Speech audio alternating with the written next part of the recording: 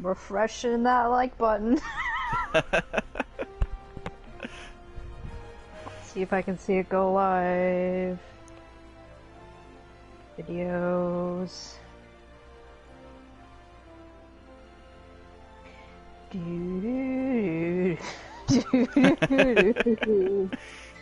It's still not showing yet. Hold on.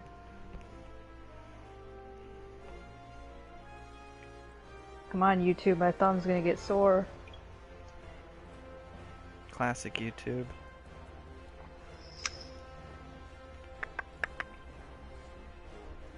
Make sure you're properly hydrated. Because I am. Hydrated my face, hydrated my mouth. Everything hydrated is my hydrated. hands. My hands are always cracked. It's gonna get even worse as it gets colder.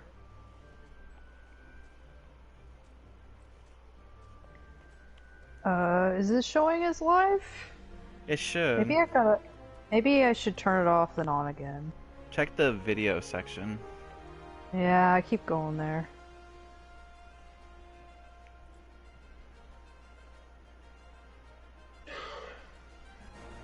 Let's see. I'll click that based off of people I am subscribed to.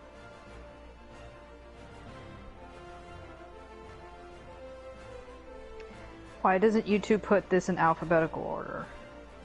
There we go.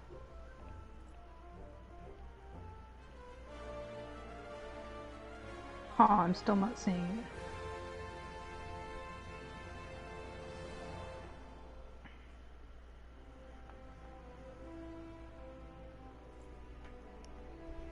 Oh, it popped up on mine. I see it in the videos. Okay, hold on. Dang, it's still not up for me. Hold on. Yeah, I'm on the videos tab right now.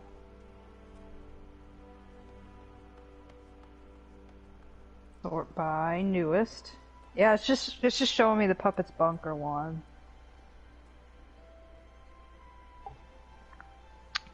That's weird. I will keep refreshing and let you know.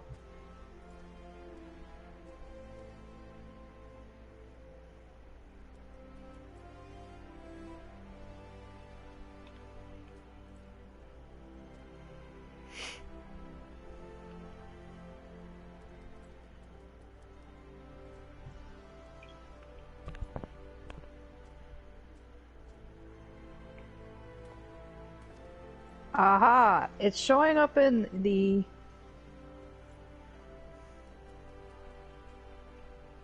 Let's see... Okay, I got it up now. Let me see if I can share the video directly.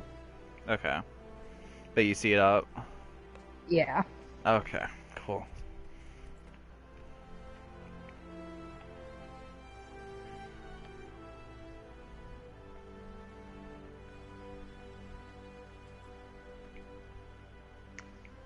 Okay. We are live. Well, we've been live. We've been live.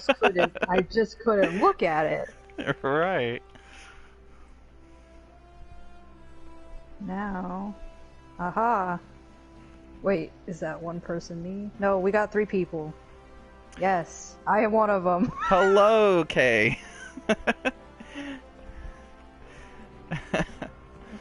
Get that chat. Hello! Hello!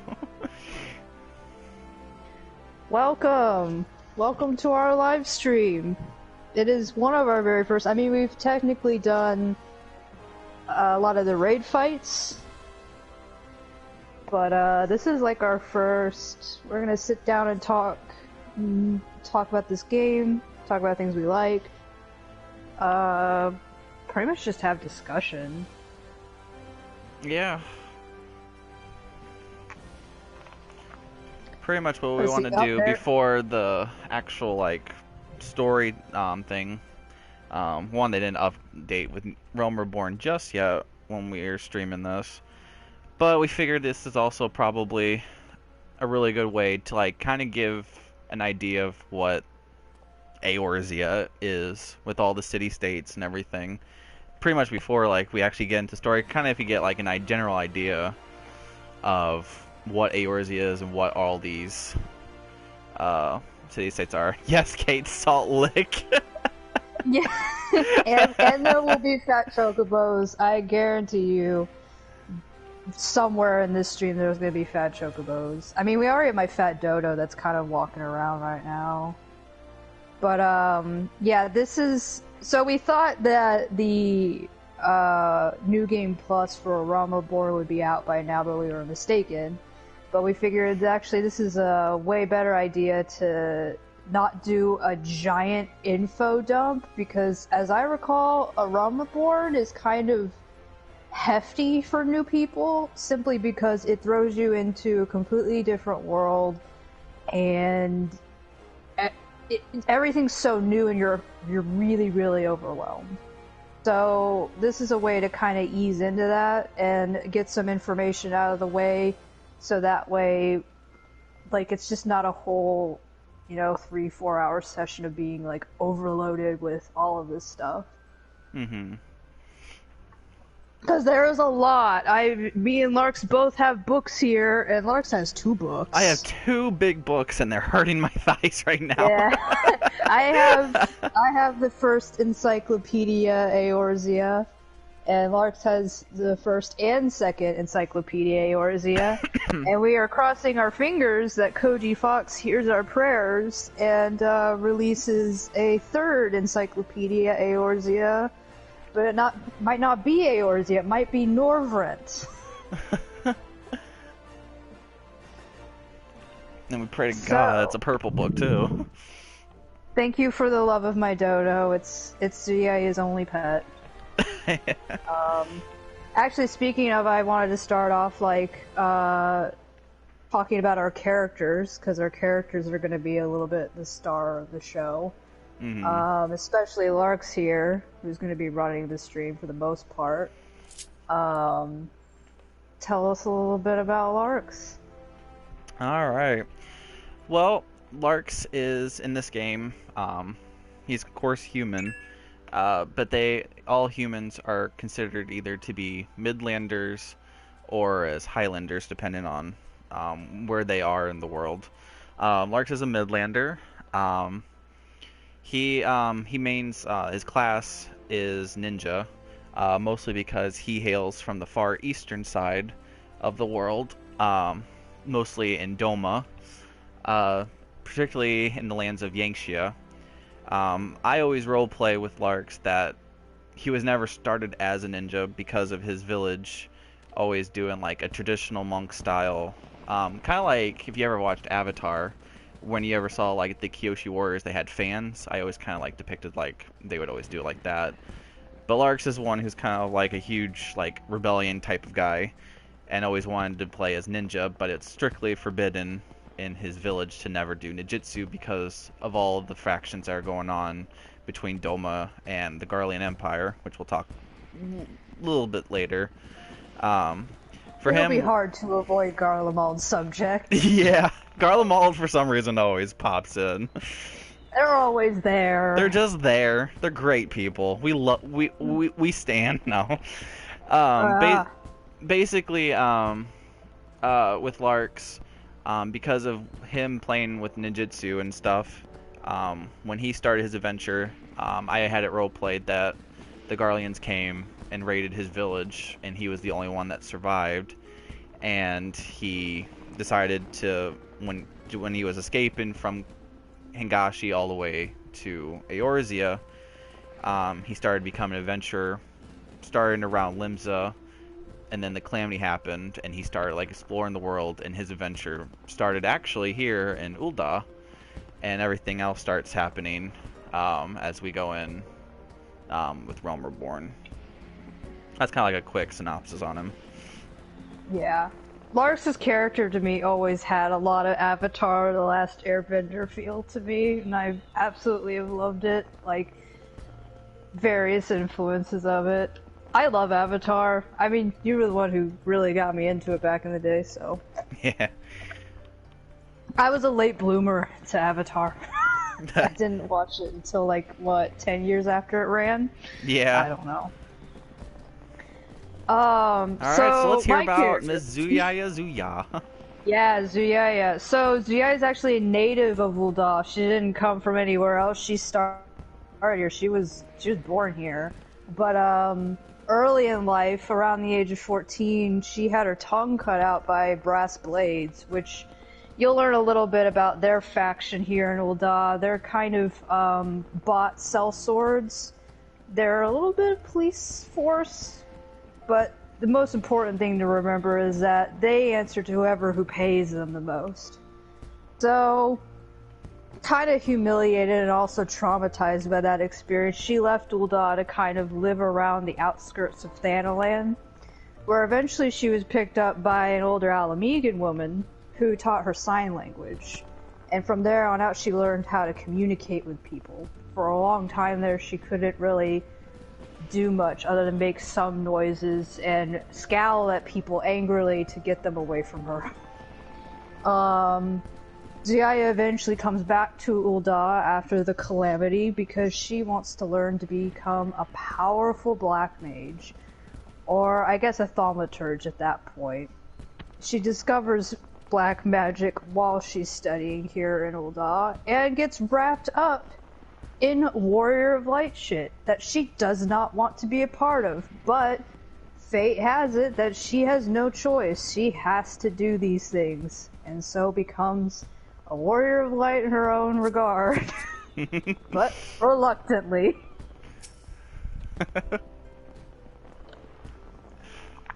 No matter how much she yells.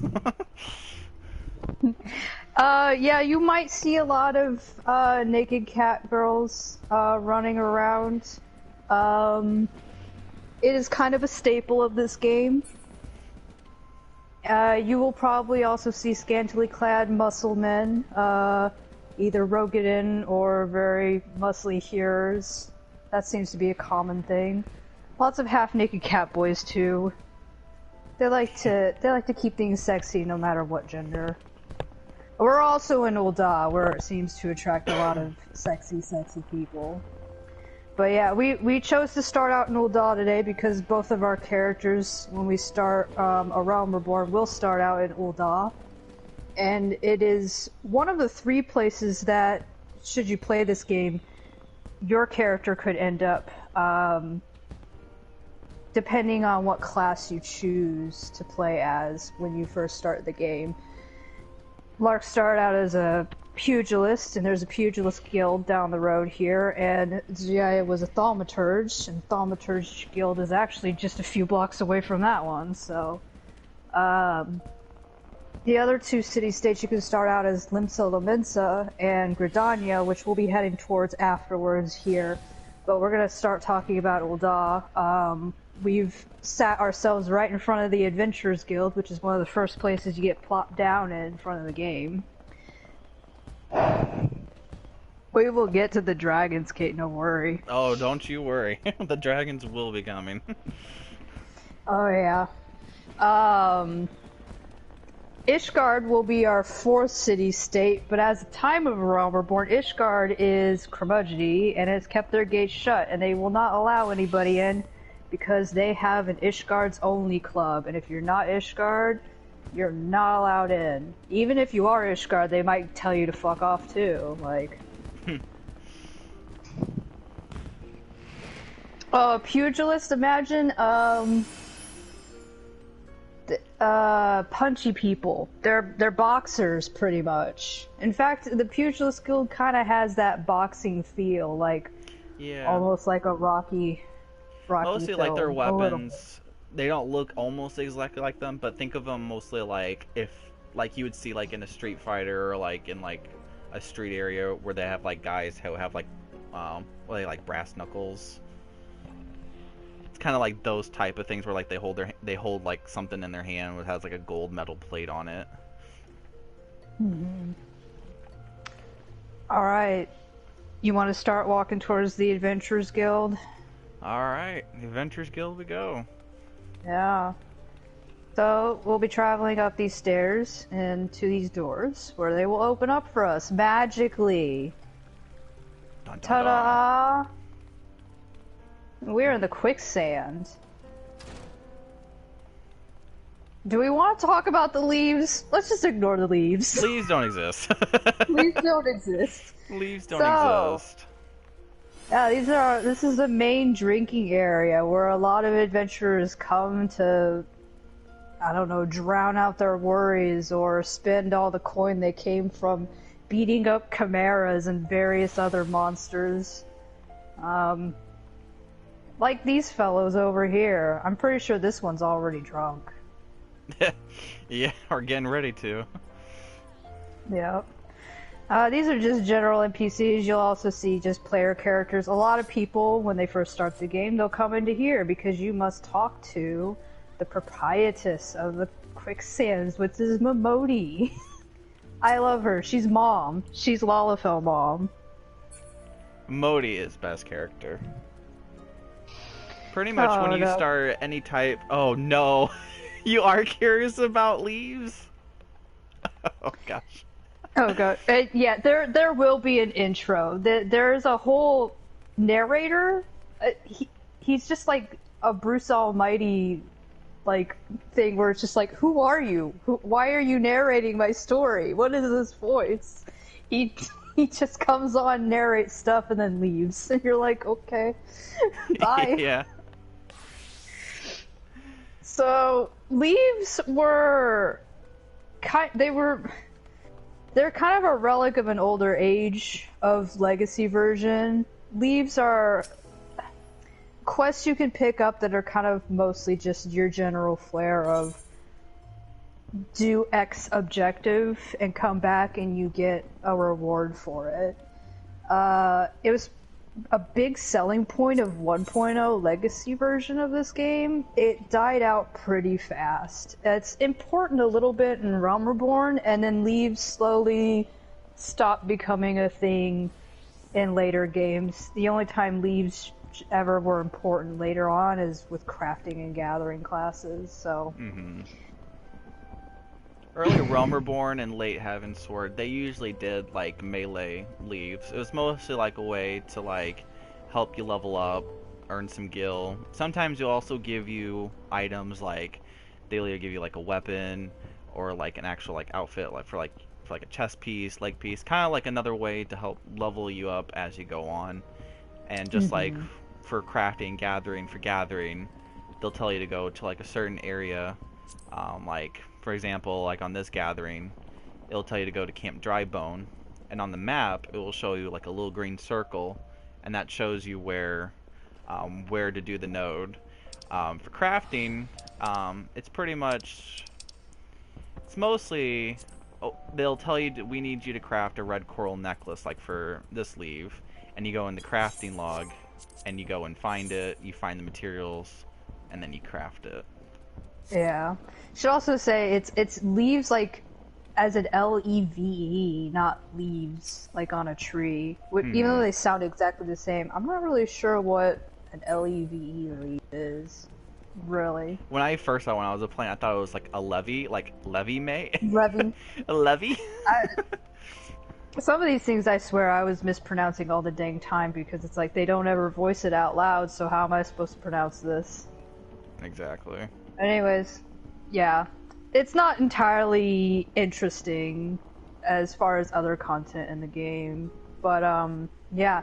So this is the quicksand. Role-playing wise, it's a place where you can come to get a drink. It's also got an inn here where you can rent out your own room. Player-wise it is, and you can actually go to that inn. I don't know if you want to go actually into it. It's mostly just got a bed and some small furnishings in there. It's a place where you can log out too. And you get a nice little cutscene of your Warrior of Light waking up in bed and doing... I don't know, mine's really cute because I'm a Lalafell. As she gets out of bed. I just pass out. I'm just like, well, that's the end of me. Larks isn't cute. No. We just pretend he is. Like talking with NPCs or talking with people? Because there's talking with like NPCs where you just go up and click on them, and then other players, yeah. Chatting with other we do have a chat log. I have it hidden right now, but yeah, we do have chats on there, where we do like say chat or like a shout chat to get the general like area, to see your message. There's types of chats where it's like it will only happen one certain part of the map or like the entire map. So like if you're like doing a hunt out in the field, a shout chat would be able to be a way to like let people know in the area something's here, or if they're just being random. Yeah, the chat bar is pretty much your communication with all players. Depending on your proximity, you can use different types of chats. Like, I'm standing right next to Larks. I can do, say, chat, and he can see stuff in my chat bar. Direct messages that only one player can see is a tell. And then shout chat is notoriously used simply because the entire area can see that.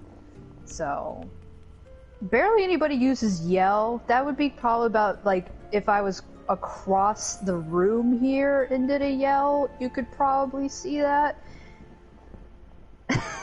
Use yell. We're not using the chat bar for right now. For privacy reasons, we're going to try to keep people's names hidden, and most of the time there's stuff going on in the chat bar. So we're keeping the chat to a minimum this time. We might have it open when we actually play the game, simply because there is sometimes need for communication. But anyways, I just walked out of the quicksand because I just wanted to go to the market now.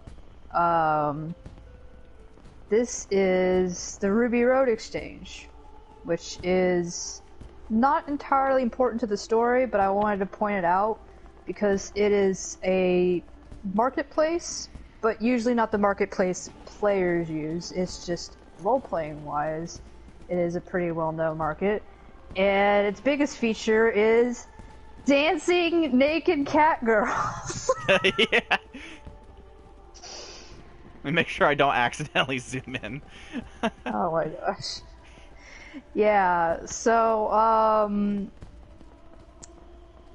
what is a lore-friendly way of calling them strippers, but they're not quite strippers? You can say, like, dancers. They're dancers. Ul'Dah has quite a lot of dancers.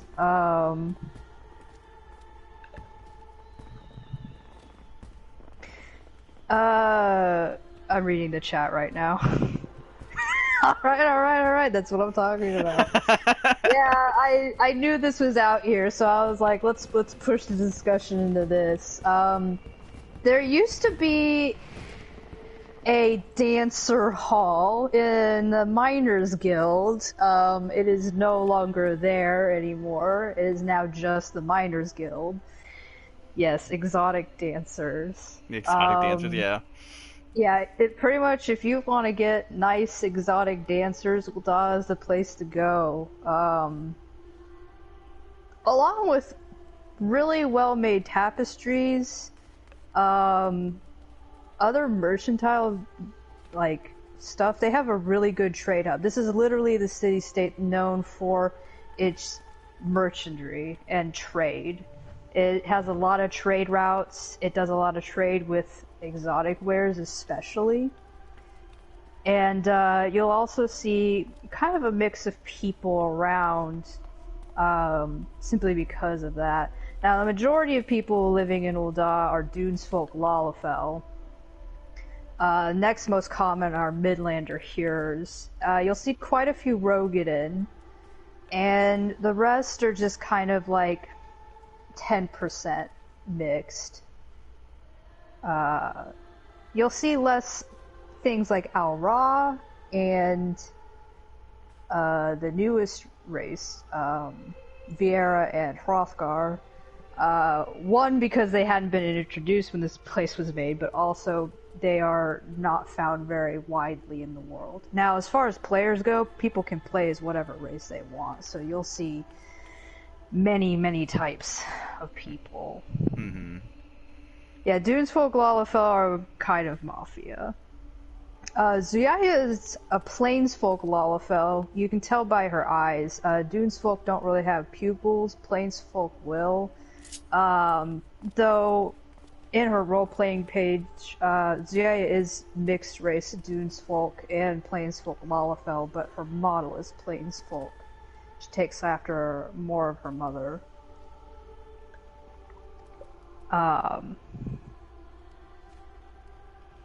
the Juggalo. The Chocobo.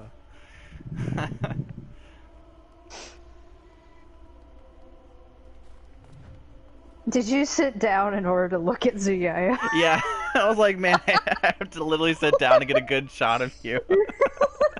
I was like, why is Lark sitting on the ground? And then I had to look at the video. Yeah, right now I'm walking around currently as myself and occasionally looking at the chat bar. I have to look at my feed. Larks has a nice view of the chat feed right there on his screen. I have to be a poor pauper looking at my phone. Do you want to stay here or do you want to move inside? Let's show a little bit more of the Nald area. Yeah. Right now we're currently having an event. It is the Rising, so if you look up, there's nice little fireworks going on. This does not happen all the time. This is due to a special event. They've also got decorations up here. Mm-hmm. Yeah, every so often they'll have like an event going on. It could be like a Halloween theme. Recently we had the Moonfire Fair. We have like a spring event. And they do a lot of cool rewards just for like seasonal things. Yeah, you'll be seeing a lot of players grouped up right here because there's a quest going on in this area in particular. A lot of people were dancing on stage. I see that there's just only this lonely Aura dancing right now. I believe in you. But, let's take a walk past Wyman's right here. Wyman's kind of an important dude. We'll get into him when we do the story. Mm-hmm. But, he's a regular of Ul'Dah, we'll just say that. He's lived here all of his life and he knows lots and lots of secrets. Oh gosh, but Yokai over here. Yokai is also a limited event, it's a crossover event. We won't be getting into that. Let's see. One of the things I do like for any of the openings, depending on which city-state you join, is that there's always going to be a couple of people who you bump into, and they either like will help you guide to the right way, or there's some people that will help you just for their own specific reasons, and especially in a city like Ul'Dah, where money is the big thing. You know, it's like for an adventurer, it's a place where it can be easily, it's someone for easily to get lost and get trapped in loans and stuff. So there's some people out here who will help you, and there's some people are just built because of what the politics are of Ul'Dah.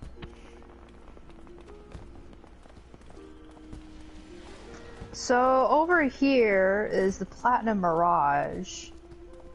And as I recall, there is a gambling hall right over here we can't access, correct? I believe so, yeah. Yeah. This is supposedly where a lot of money laundering also goes down, or I should say some pretty shady loans. Loan sharks exist back here. It's a bit dangerous place. It's supposed to be for VIP only, meaning only really, really rich folk can enter the Platinum Mirage. So, unfortunately, no matter how much Warrior of Light would like to go in there, that is off limits. Fortunately, there is the Gold Saucer, which Godbert Manderville made, that anybody can go, and that's kind of like the Dave and Buster's of the world. This is like big name gambling going on here, but it's shady as all hell. Mm-hmm. Yes, Zuyaya has a very it is kind of like a toddler with determination.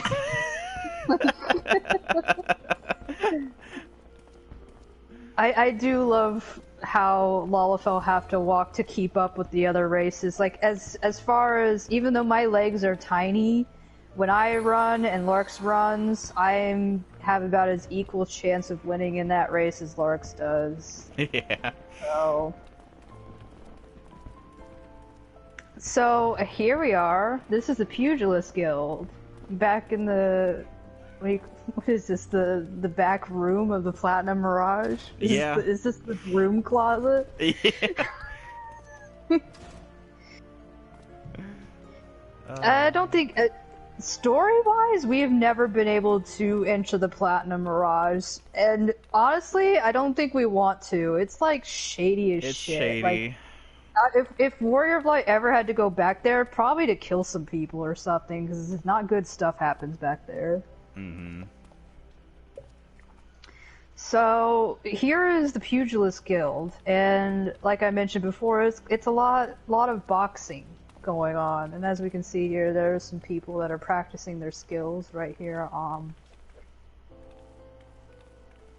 Would you call this? A ring? An arena? I would call it like an arena, yeah, arena or like a ring. Yeah. Yeah, if you like the punching life, this would be your first guild to join here. They will teach you all about punching. Oh, I like this animation over here of the little lava dropped his nunchucks. He's trying his best, but he just keeps dropping it over and over and over again. He's been doing it for so many years. For 6 years, he has dropped those. Yeah, the Adventurous Guild is pretty much where any person, like a pugilist, would start. It's usually like a place for adventurers to kind of have an area where they have someone holding, not necessarily holding their hand, but like a guide to be able to like help them be able to explore an area that they're not familiar with. Yeah. And like generally, Adventurers Guild are just for any adventurer, no matter what walk of life you come from. They usually hang around the Adventurers Guild because usually there will be people that will be posting things, posting jobs, and the life of an adventurer is all about trying to pick up that next gig. So they flock around things like the quicksand, which Momodi runs, and Momodi keeps an eye on things while also being, you know... Does she serve drinks? I'm not sure. I know Beta might, but I don't think she does. But, yeah, it's usually a place where they flock together. It's also a place where you might pick up a partner in crime if you know that a certain job's going to be pretty dangerous. Mm-hmm. So, and then you get to guilds like these where they're a little bit more specific. These guilds, like, if you chose a pugilist, this is like your stepping stone of what you will eventually become. Mm-hmm. They're kind of like training guilds. They'll be training you how to perfect the art of doing X, whereas adventure guilds will be like, that's where you pick up your jobs. Or you might form parties with other people. Or you might go there just to get a drink. Yeah.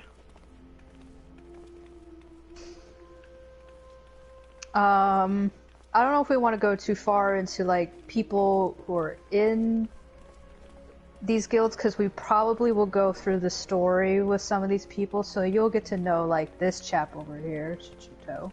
Mm-hmm. Actually, is it chap or chapette? I can't remember.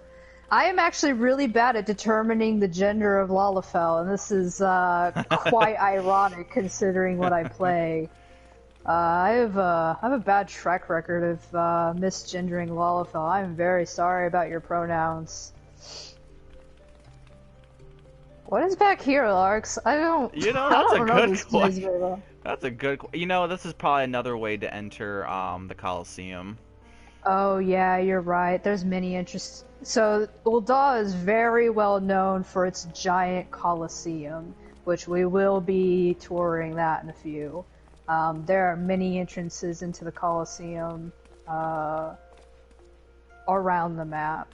So, but we'll say a little bit about Hammond, the Guildmaster of the Pugilist Guild. Hammond Holyfist. Hammond Holyfist. I absolutely love his name. Hammond Holyfist. There we go. We gotta go look at the guy. Yeah, he's the Guildmaster of the Pugilist Guild, so he's pretty much, you know, the one that any type of guild has a guild leader, and they're the ones that keeps the guild running. And these are usually the people are the ones that are helping guide you, helping you learn new moves, giving you your quests. Give him a smooch. I wish. I would. Yeah, I'd date Hammond Holy Fist. I mean, with a name like that, how could you not? Right. And what's good with when you level up and you become who you are in Final Fantasy, sometimes they always make an appearance, and it's always good to always, and I'm really glad that they do that in some job stories where it's like it helps you remind yourself, I never used to be like this. This is where my humble beginnings were. And most of the time it's not usually like, glitz and glamour. And that's one of the big things that I really appreciate with Final Fantasy XIV is that for every character, you start with nothing and you rise to, greatness. Yeah, the amount of reoccurring characters is amazing because Square will often try to reuse as many characters as possible rather than try to invent an entirely new character when they got a perfectly good one sitting right over here. Mm-hmm. But, oh, and as far as your earlier question about, looking for partners in crimes, like, lore-wise, yeah, if you are a fresh new adventurer and you are just starting out and you don't know, where to go, where to start, or, what am I thinking of? Like, if you know it's going to be really dangerous for you to go it alone, the Adventurous Guild is where you'd first want to hang around. Because, I mean, when you're in life and death situations out there on the field, you kind of want to meet some people and trust them enough. Some people team up with only two. We've met plenty of adventurers, like Hoary Boulder and Coltonet, where there have been a duo, a team of people, where there's just two. And then, in-game wise, we usually team up with parties of 4, but it could always be more or less if you're doing lore. Mm-hmm. Larks is doing a nice little camera pan of the entire area. Yeah. Ul'Dah is an absolutely wonderfully crafted place. I'm a big fan of Middle Eastern and Eastern architecture. I actually spent a long time studying it in school. So to see a lot of this stuff in 3D models and seeing their own take on it in a fantasy world is amazing to me. Like, I constantly like to draw upon inspiration from this area when I try to do some of my own artwork sometimes. It is probably still one of my favorite places to be in. I love Ul'Dah. There's something about Ul'Dah, even compared to the other city-states, there's just something about it. And I think it's just because there's just, at least with Ul'Dah as a whole, it just has so much story to it, and I think that's what's so compelling about it. Yeah.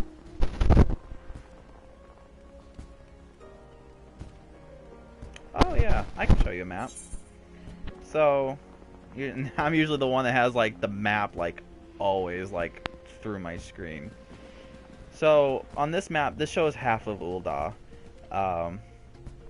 It's broken down into 2 parts. Ul'Dah has the Steppes of Nald and it has the Steppes of Thal. We are currently in Nald. The Adventurous Guild, this is where we started right here, where my little clicker is. Kind of hard to see because it's so bright. But this is where the Adventurous Guild is. This is where you go out to Central Thanoland, which we'll show you guys Thanoland here in a little bit. When we moved over, this is where the actual Ruby Road Exchange is, where we saw the dancers, some of the shops and everything. The Pugilist Guild, as we walk down here, is right here. The Pugilist Guild's right where everyone does like their little fisty punts and everything. And the blue is where we are at currently. Yeah. Our blue little markers will often show where each other's at, and also, like, if Larks travels too far away from me or I travel too far away from him, we can always look on our mini-map to see where the nearest blue dot is to come find each other. Yeah. You want to travel across and talk about the Immortal Flames? That's Sure. going to be something pretty more heavily. Yeah. So, each city-state has a militia. Yeah, I think it's correct to call it a militia. Yeah. And players themselves can enlist in these things depending on what you so choose. This is the Immortal Flames, which is the militia of Ul'Dah, run by General Raoban.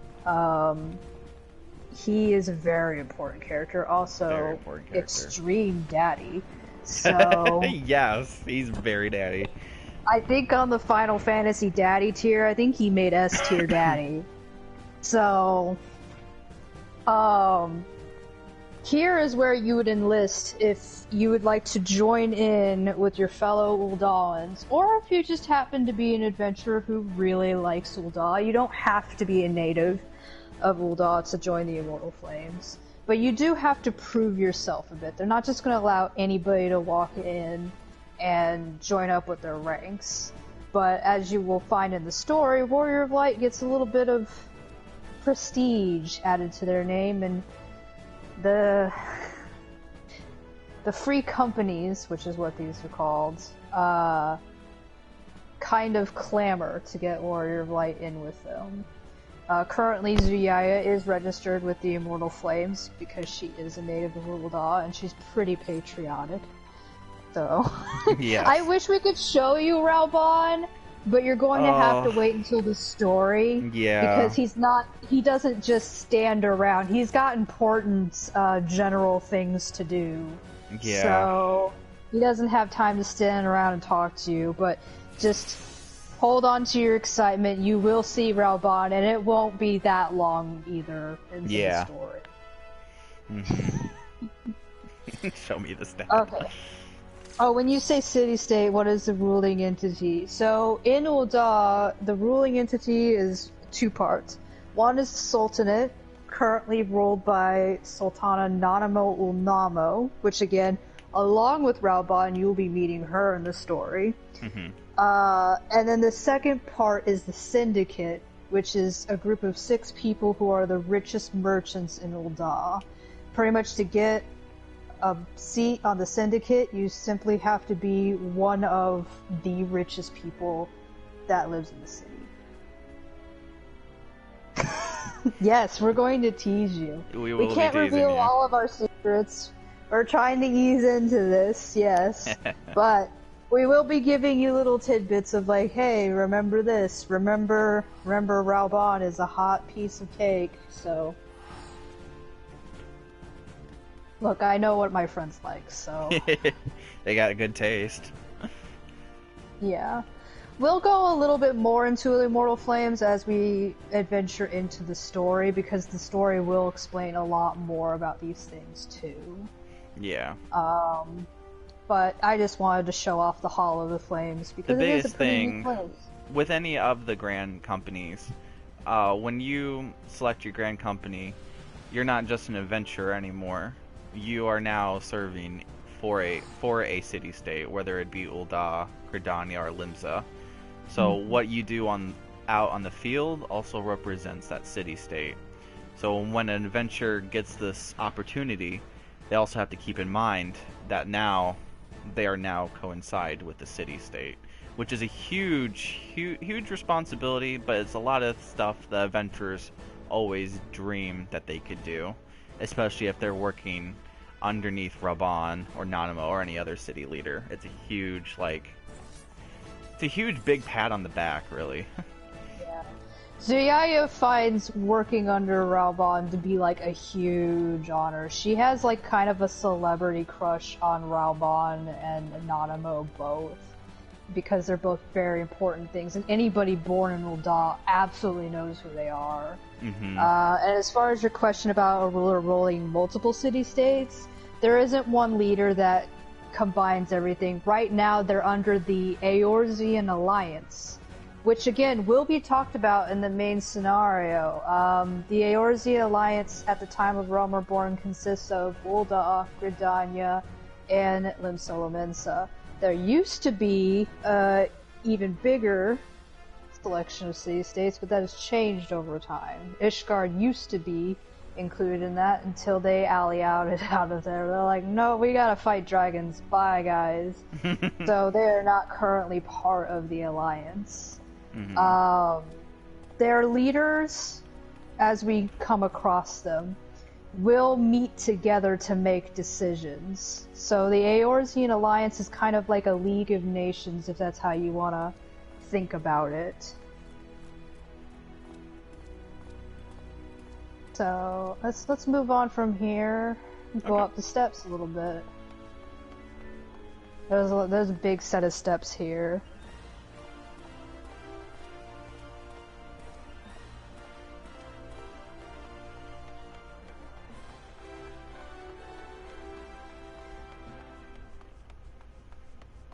So that's the gate out to Western Thanoland. Yep. I've been here a long time. I have to second guess myself. And towards here is the entrance to the Grand Coliseum. You'll find the Gladiators Guild within there too, but we'll come back to that in a little bit because we're going to further travel on up to the end here. To a place Zuya is very, very familiar with. That she is. Right before we do that, I'm going to point out the famous fountain here. Oh yeah. In which, now, Eorzean's kind of hard to read when you first looked at it, but it says divinity is the color of gold, which isn't really the motto of Ul'Dah, but says a lot of things about Ul'Dah. And I always like this fountain because that inscription is just a little Easter egg for those of us who pay attention in the game. Mm-hmm.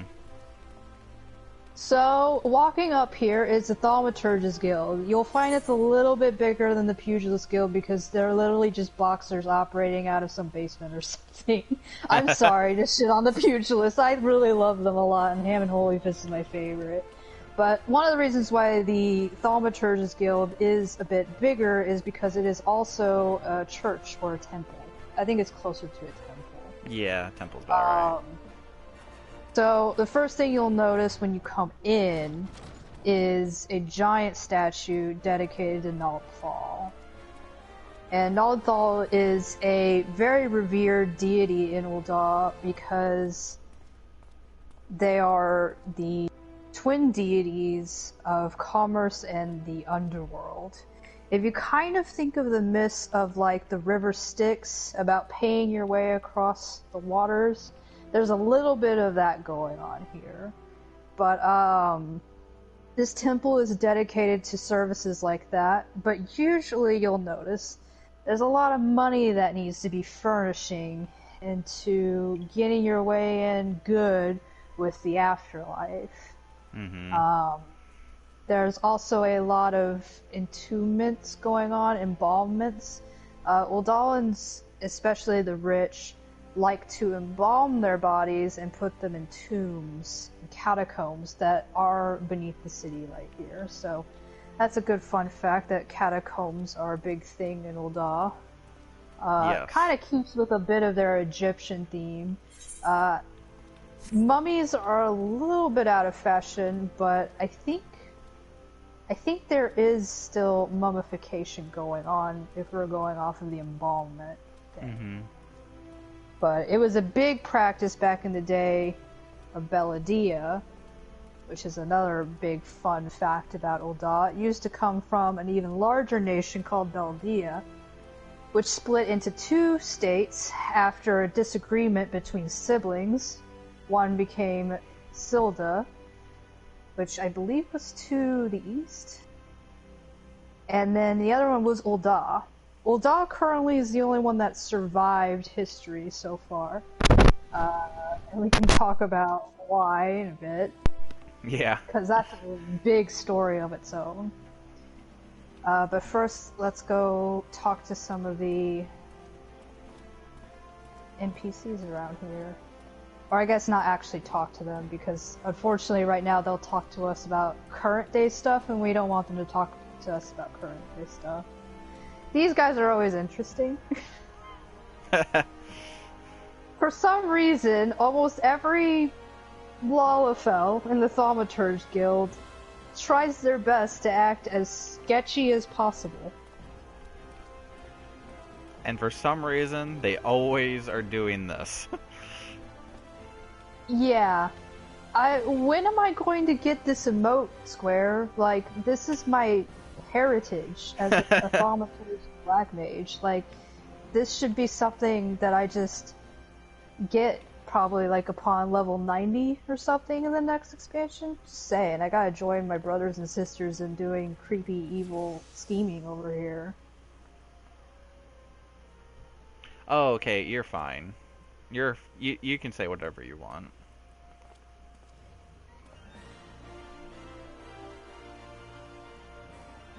Yeah, you got their pose, and then you got the traditional Zuya pose. Honestly, yeah. Zuya's pose is more terrifying than that. Zuya is constantly grumpy.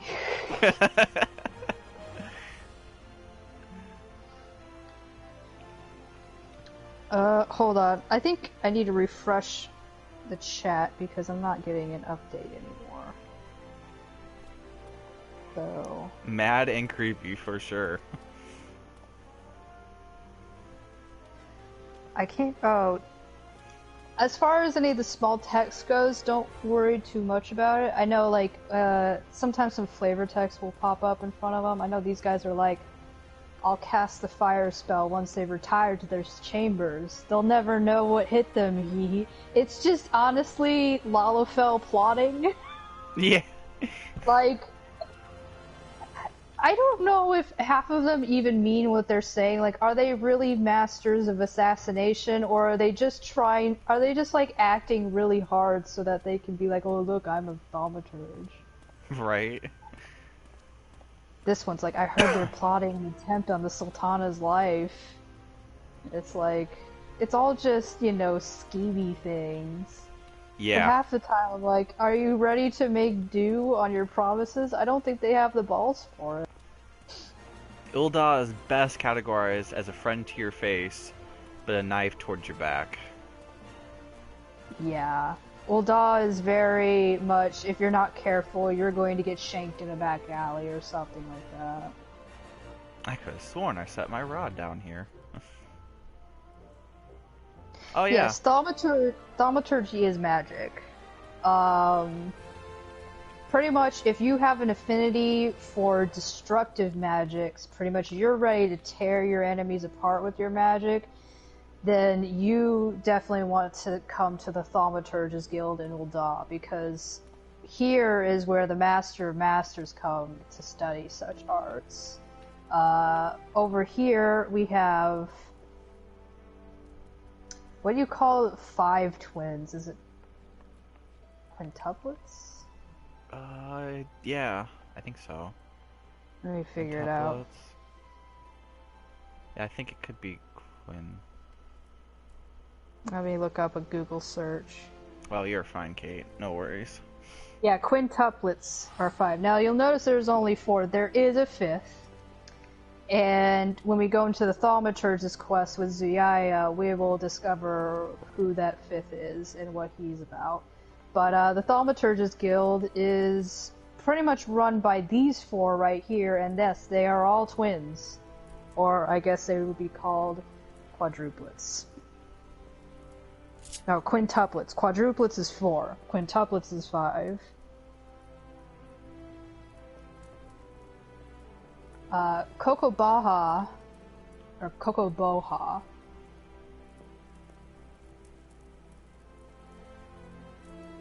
You know what, though? Am I correct?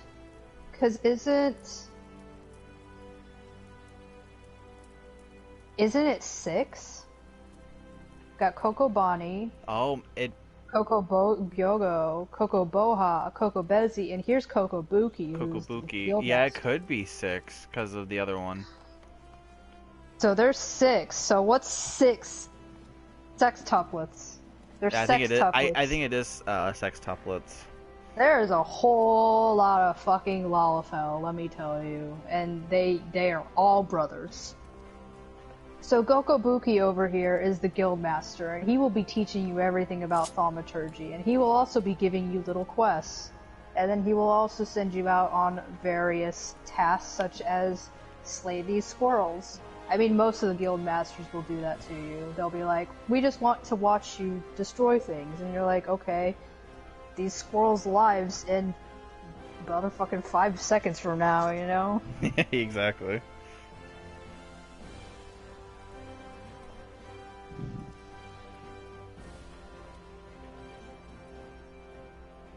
Sorry, I'm taking a moment to read the chat. Chocobo blast. Chocobo Kill blast. squirrels? Yeah, a lot of your very first time in any guild, a ladybug or a squirrel would have to meet their fate. Yep, you have to kill a lot of things as Warrior of Light, or just as a general adventurer. But, yes. The good news is the squirrels repopulate like rabbits, so if you kill some, they'll always be back. So, They'll always be back. Are they real-life squirrel-sized, or like person-sized? That's a good question. Sometimes you can find squirrels where you're like, what the fuck were you eating? But, I mean, yeah, even normal squirrels around this are like almost the size of half of her, so it kind of depends on your point of view in this game. But just the normal, you know, first level baby's first adventure, you know, squirrels, they're normal sized squirrels. Maybe a tad bit bigger, but sometimes you gotta reconcile stuff that's like gameplay wise versus roleplay wise. Gameplay, they usually have to make things pretty big so that players can see things on the screen, but that might not necessarily mean that's how big it is. Were you playing this game IRL, or if you were actually in it? But the wildlife does tend to be quite big in Eorzea. Mm-hmm. Probably due to all that magic being fed into them. And with magic. Magic? While we are here, we can show them one of the burial chambers too. Oh, can we walk in there? Mm-hmm. Yeah. Show me how, cause I don't. We'll have to go. I think it's this door right here. Yeah, this one. Oh yeah, I usually don't go down here. Yeah, this is one of many burial chambers that the Thaumaturge Guild holds on to. And as you can see, they have a lot of their coffins out right here. Yeah.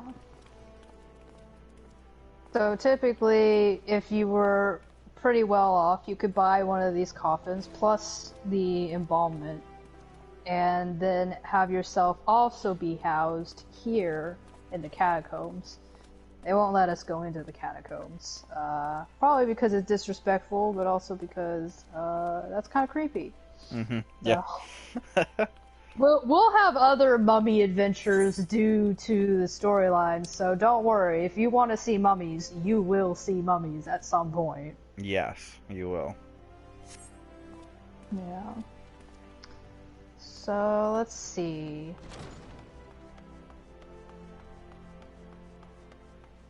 I feel like we spent a good time in Nald, so let's travel over to Thal. Okay. And of course, we gotta start with the Gladiators Guild. Pretty much a big selling point of Ul'Dah, and the Coliseum especially, because it is a huge tourist spot. What if you get the coffin but not the space to house it? There is a place in Thanoland. We'll be able to show you that too. It's in Eastern Thanoland. There is a church there, and a lot of people who have lost their lives or lost people. There is a memorial area there, especially with, you know, a gravesite as well. I mean, I think it would be really funny if they just left coffins out in the street, but typically, if one was rich enough to afford a coffin in the first place, you'd also buy it with the space to house it. But as Larks pointed out, there is graveyards that are for people who are less well off or simply have no money whatsoever. If you have no money whatsoever, usually you get thrown in a grave pit, so you have to share your dead body space with, you know, 30 other dead people too. Yeah. Not a great way to go, but if that's all you can do, that's all you can do. Mm-hmm.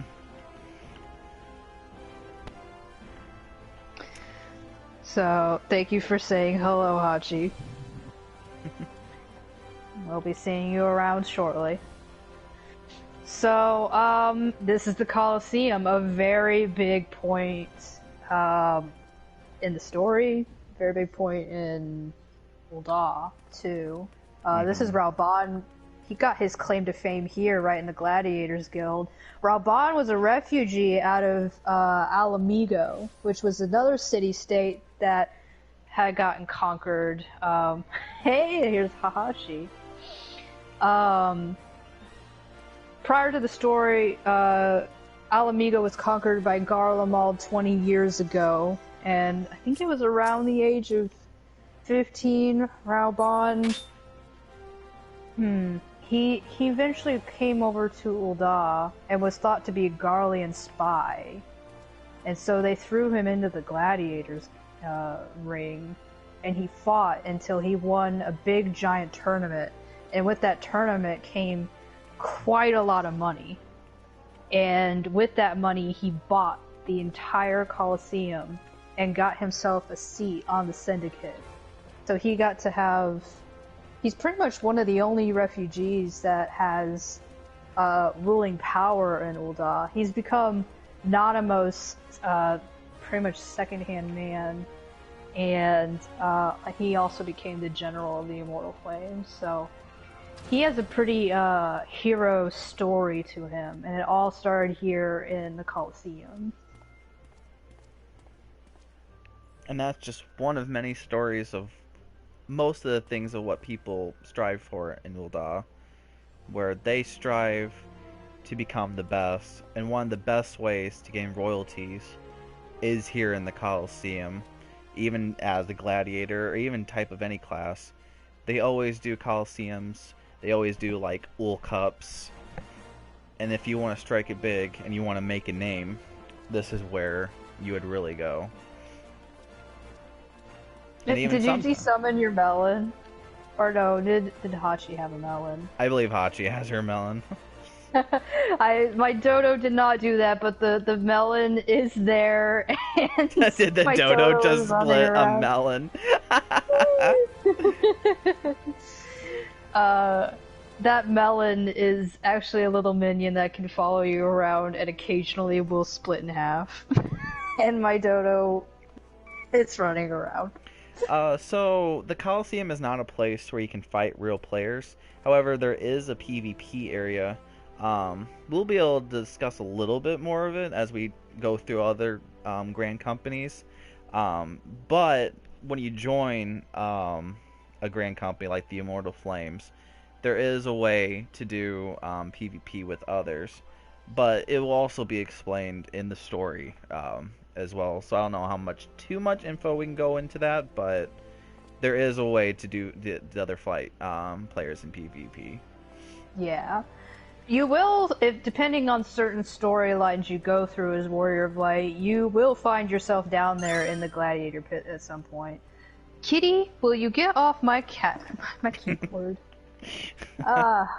Farrago says hi. He makes his grand appearance. My cat just posted something in the FC chat. It's not going to appear because you... Wonderful cat things. Alright, Gladiators Guild. Oh yeah, so let me also show you the map. So this is on the map here. This is the Coliseum area. Anything that's blared out in yellow, this is where Nuld was. So this is where we were at. Now we are here in the Coliseum. And right down here is the Gladiators Guild.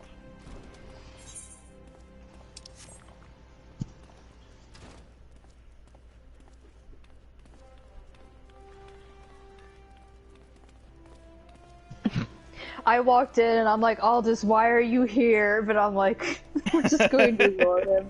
Aldous should not be here. I don't know what will happen if we do New Game Plus or if he will just disappear, but there are some NPCs that if you play the Gladiators quest and then eventually become a Paladin, they will come back during your Paladin quest too. But You know, I forgot to mention that a lot of these beginner classes will evolve into job classes, which is usually what you'll do your in-game stuff with. But when we say Gladiators Guild, this is where you'll start off if you choose to be a paladin in this game. All this is a very major character in the Gladiator quest line, but usually he's not allowed to be in here, but due to stuff, he's in my game, so...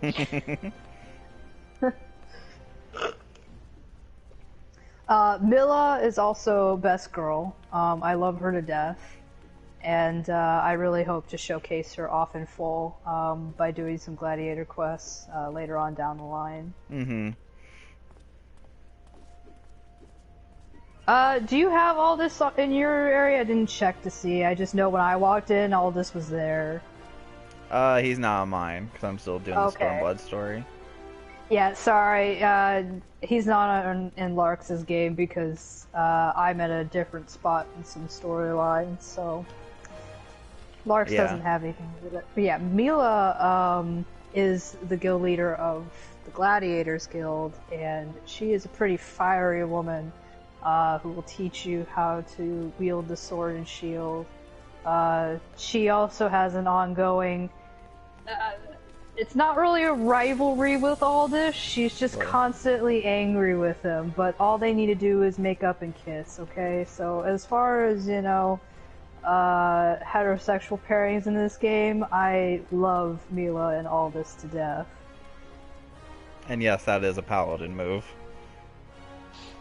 Yeah. Thank you, random Thank player. you, random person, for showcasing one of the awesome powers of paladin. And if you were blinded by that, I apologize. Yeah, so before you can become a super awesome holy wielding power paladin, you have to start off at level 1 with the rest of the flack of learning how to swing a sword and blocking with a regular shield.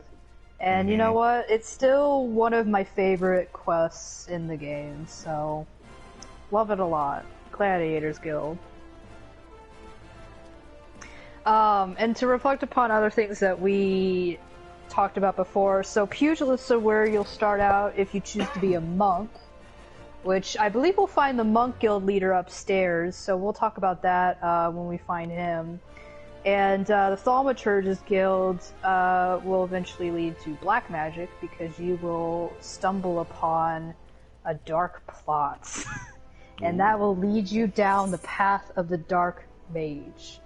Or the black mage, dark mage. Dark mage. Dark mage. The Dark Knight. Mage.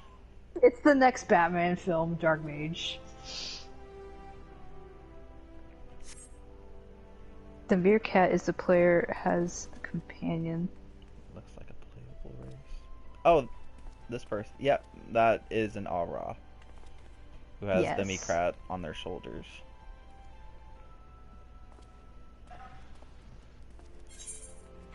Oh, I see. Yeah, I see the meerkat. Meerkat, I should say. Yeah, so fun fact about black magic, it's one of the... I mean, a lot of the job classes are kind of forbidden, but black magic is actually in lore to be kind of illegal in most city-states, and if you're found to be practicing it, you could face legal troubles. Now, Warrior of Light is special, so Warrior of Light gets to do whatever the fuck they want and nobody can tell them what to do. But, you'll find in certain quest lines, other NPCs find themselves to be a little bit of a pariah for practicing their certain jobs. Other jobs are exclusive merely because it's pretty hard to even get into them, or something has happened to their order in which they have few and few numbers. The Paladin questline goes into the fact that most Paladins were part of the Sultan Sworn, but you'll find very few these days due to things that have happened in the past. Show them your paper that says I can do what I want. Yes, we've joked about many times that Estinian has a piece of paper that says he can do whatever he wants because he's Azure Dragoon. We'll be talking a lot about Estinian, and we'll also be meeting him. Ugh, that's gonna be a whole entire adventure. So what's the purpose of going into a class that turns into a job? So, Pugilist, Thaumaturge, and Gladiator are kind of like the stepping stones of what will eventually become a monk, a black mage, and a paladin. It's pretty much like, you know, it's kind of like riding a bike. You have to learn it for the first time. You have to have your training wheels on.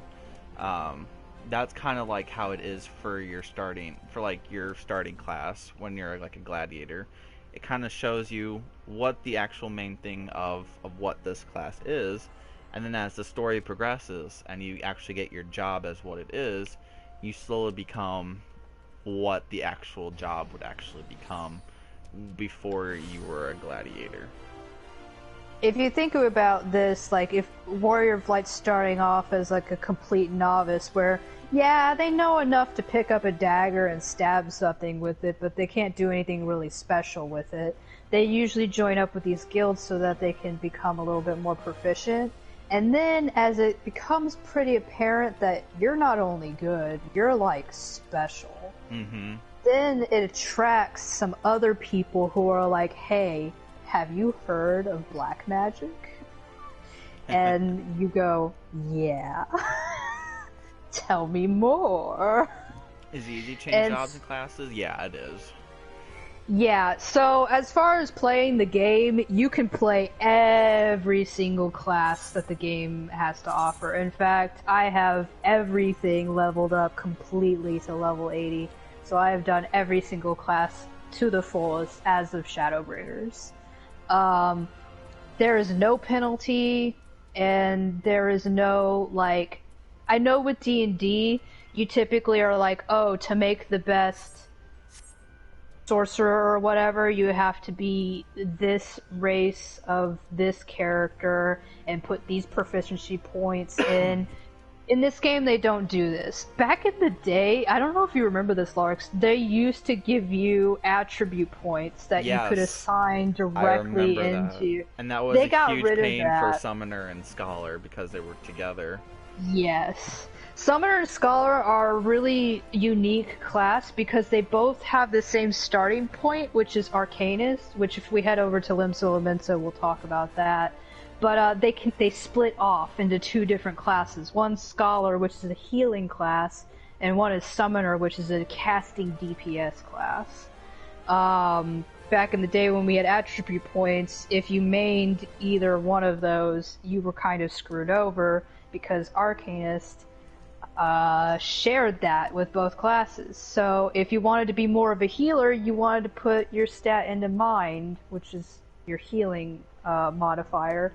And if you were an Arcanist, you'd want to put it into Intelligence or something like that. They've gotten rid of it because this game doesn't operate like D&D like it did back in the game. Another reason why they had these starting classes too, these classes that didn't become like the main job class, is because you did have to multi-class back in the day in order to join up with like the black mages or the paladins or something like that. So back in when I was first playing Realm Reborn, before you could do black mage, you had to do both archer and thaumaturge in order to unlock it. They have gotten rid of this feature because they realized that was kind of counterproductive to what they wanted to do with the game. So nowadays, if you want to just become a black mage, you just join the Thaumaturge's Guild, and that's that. Mm-hmm. They used to have mix and match with classes, like with some moves, but over time they've kind of made it so that way every class had their own. Like the perfect example is like with Summoner and Scholar, where they had key moves that were with one another, but as time goes on, they wanted each class to have their own specific, you know, what's the saying, like your milk and butter, kind of like what makes that class more special. They do share some things like rolls, like roll moves, like if you were going to use like a swift cast move, or if you were going to use like a cooldown. They do share stuff like that, but for the most part, they have similarities of some moves, but for the most part, a lot of classes have their own unique abilities as to what they have.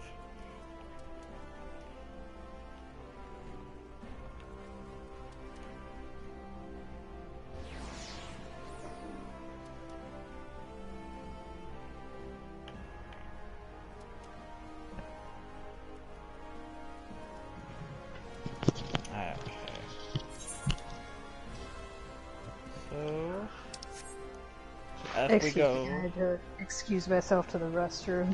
Oh, you're all good. Oh, too much hydration. So this right here is kind of a little fancy area. A lot of city-states have this, where they have like a specific like little area. For Ul'Dah, it's the Gold Court.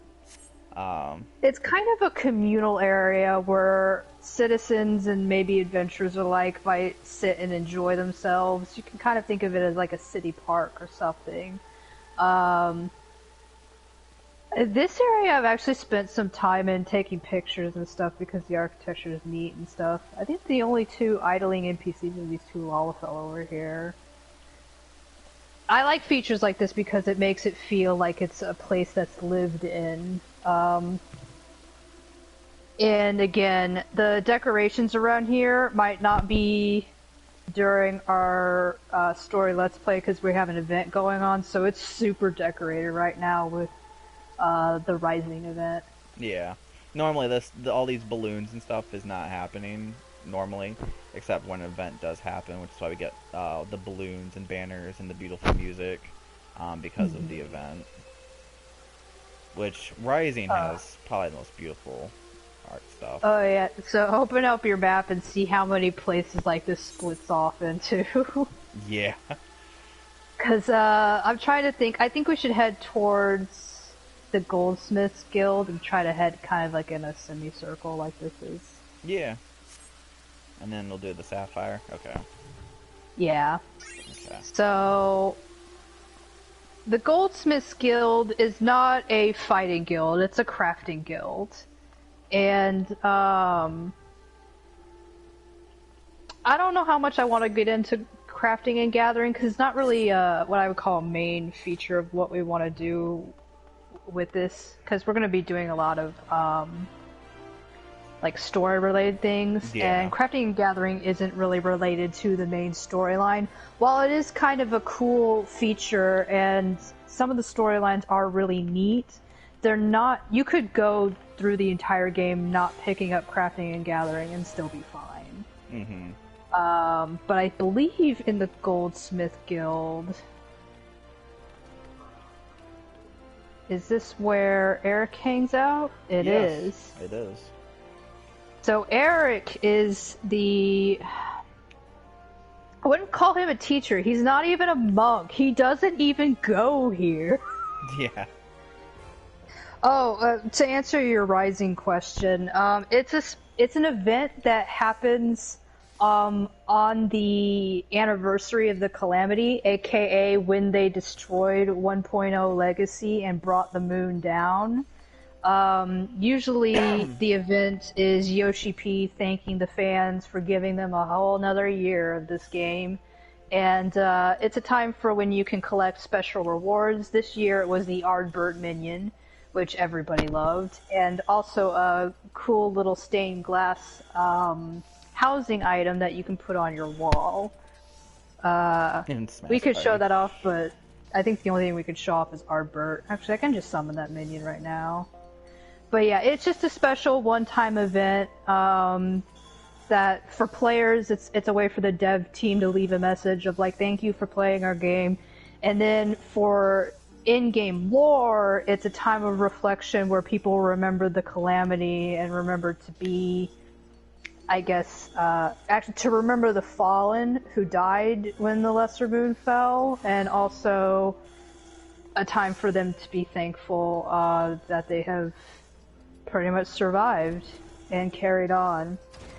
I have too many minions. Where the frick-frack is Ardbert? I can't find him. I found Amric. I found Hoshafont. Y'shtola, other Y'shtola.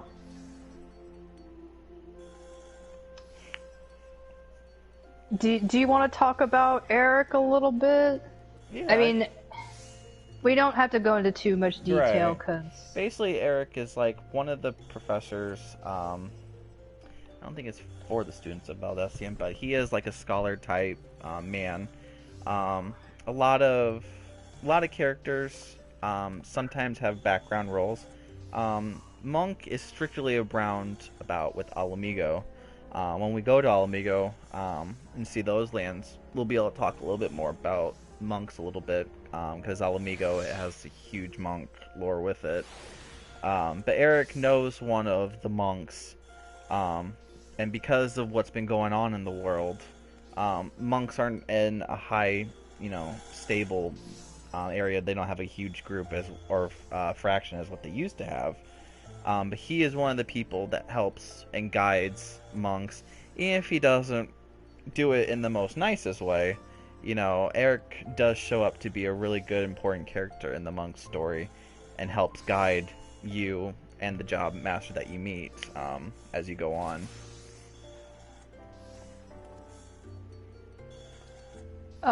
So I summoned the Fat Cat minion because Kate mentioned it, and the Fat Cat. I couldn't find Arbor, but well, I found him now. So I remember the days where I had 3 tabs of minions, and now I have 8. No, it's expanded to 9 now. 9 tabs of minions.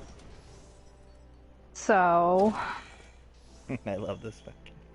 That cat is good. Yeah. Yeah, this is the Goldsmith Guild, run by Serendipity. If you are a particular adventurer who knows how to craft things, joining a guild is a way for you to hone your craft and then also make money. That's pretty much the entirety of becoming a crafter. Zuyaya has been kicked out of this guild for anger issues. She has been kicked out of most guilds in Ul'Dah, by the way, except the Thaumaturge's guild. So, she's not really welcome here. She has too much, anger, so she needs anger therapy, anger management. Alright, let's see. I'm gonna go around kind of in a circle here.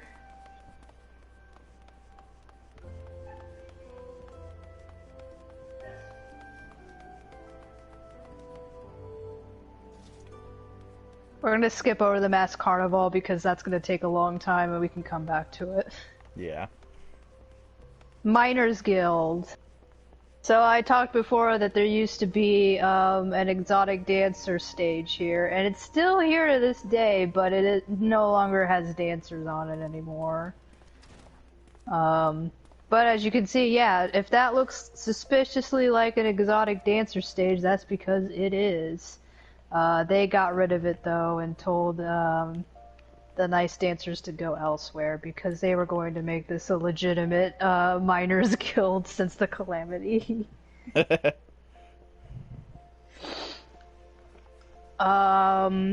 Back here is where they do some mining. There's some mine shafts back here. Ul'Dah is quite known for some of the ores it can mine up. This is just one of many mine shaft that's around Ul'Dah and Thanoland. In fact, during the storyline, we'll be going into a couple of mine shafts, actually. Yeah, and also know the big one that does all the mining, which is Amagina Mineral Sons and Concern. Mm-hmm. They will also play a role.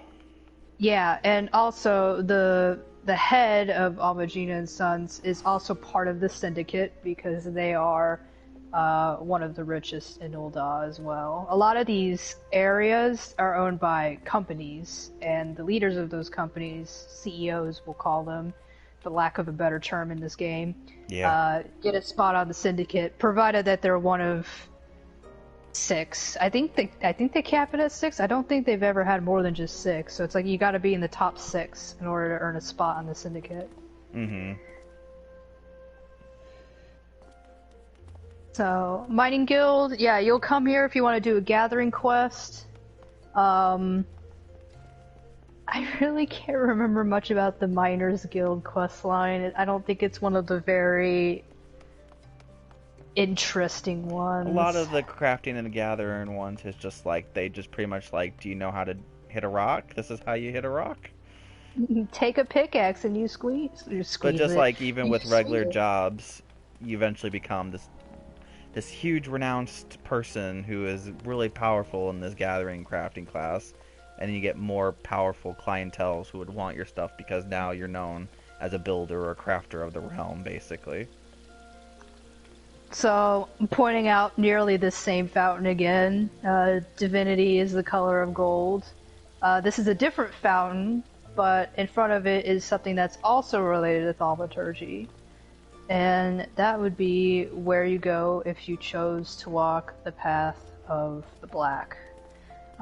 This is Milveneth Sanctum. During 1.0, I believe you were allowed in here.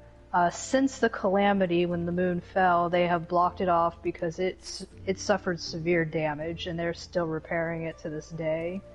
And standing outside of it is a mysterious Lalafell named Lalai, and she will usually only talk to you if you prove to be a pretty well known and respected Thaumaturge. Her assistant is Nonomeda over here, and both of them will be part of the black magic quest line, should you choose to walk that one. The architecture of the Sanctum is a little bit different. You'll notice it's very dark, black stone with gold embroidery around it. It kind of sticks out. In the daytime, it definitely sticks out, because everything else is a sandstone color, and here is something that's just stark black.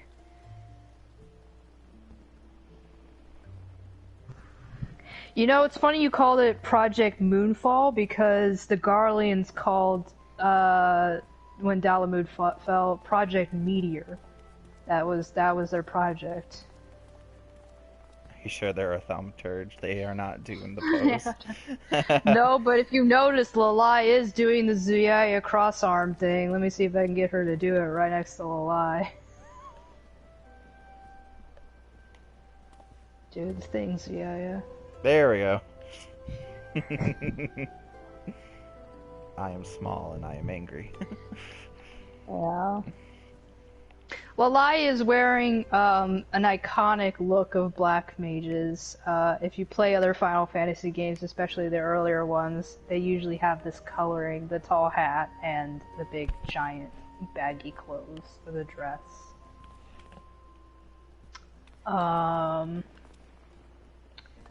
Let's see. Going on down here is the Weavers Guild.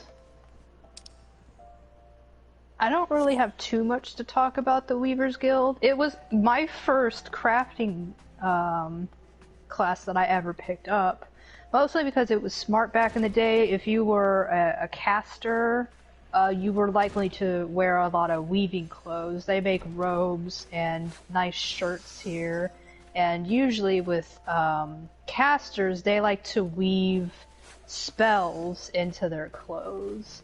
So knowing how to put runes inside of it was also really important.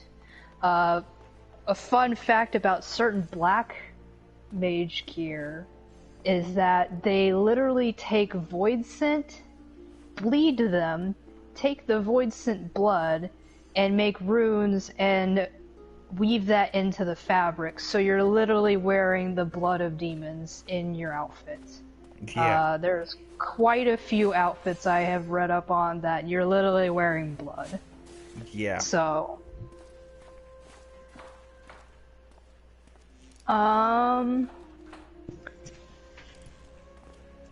Larks, do you want to head down and show the marketplace? I need to go use the restroom again. Yeah. Thank you. We can do that.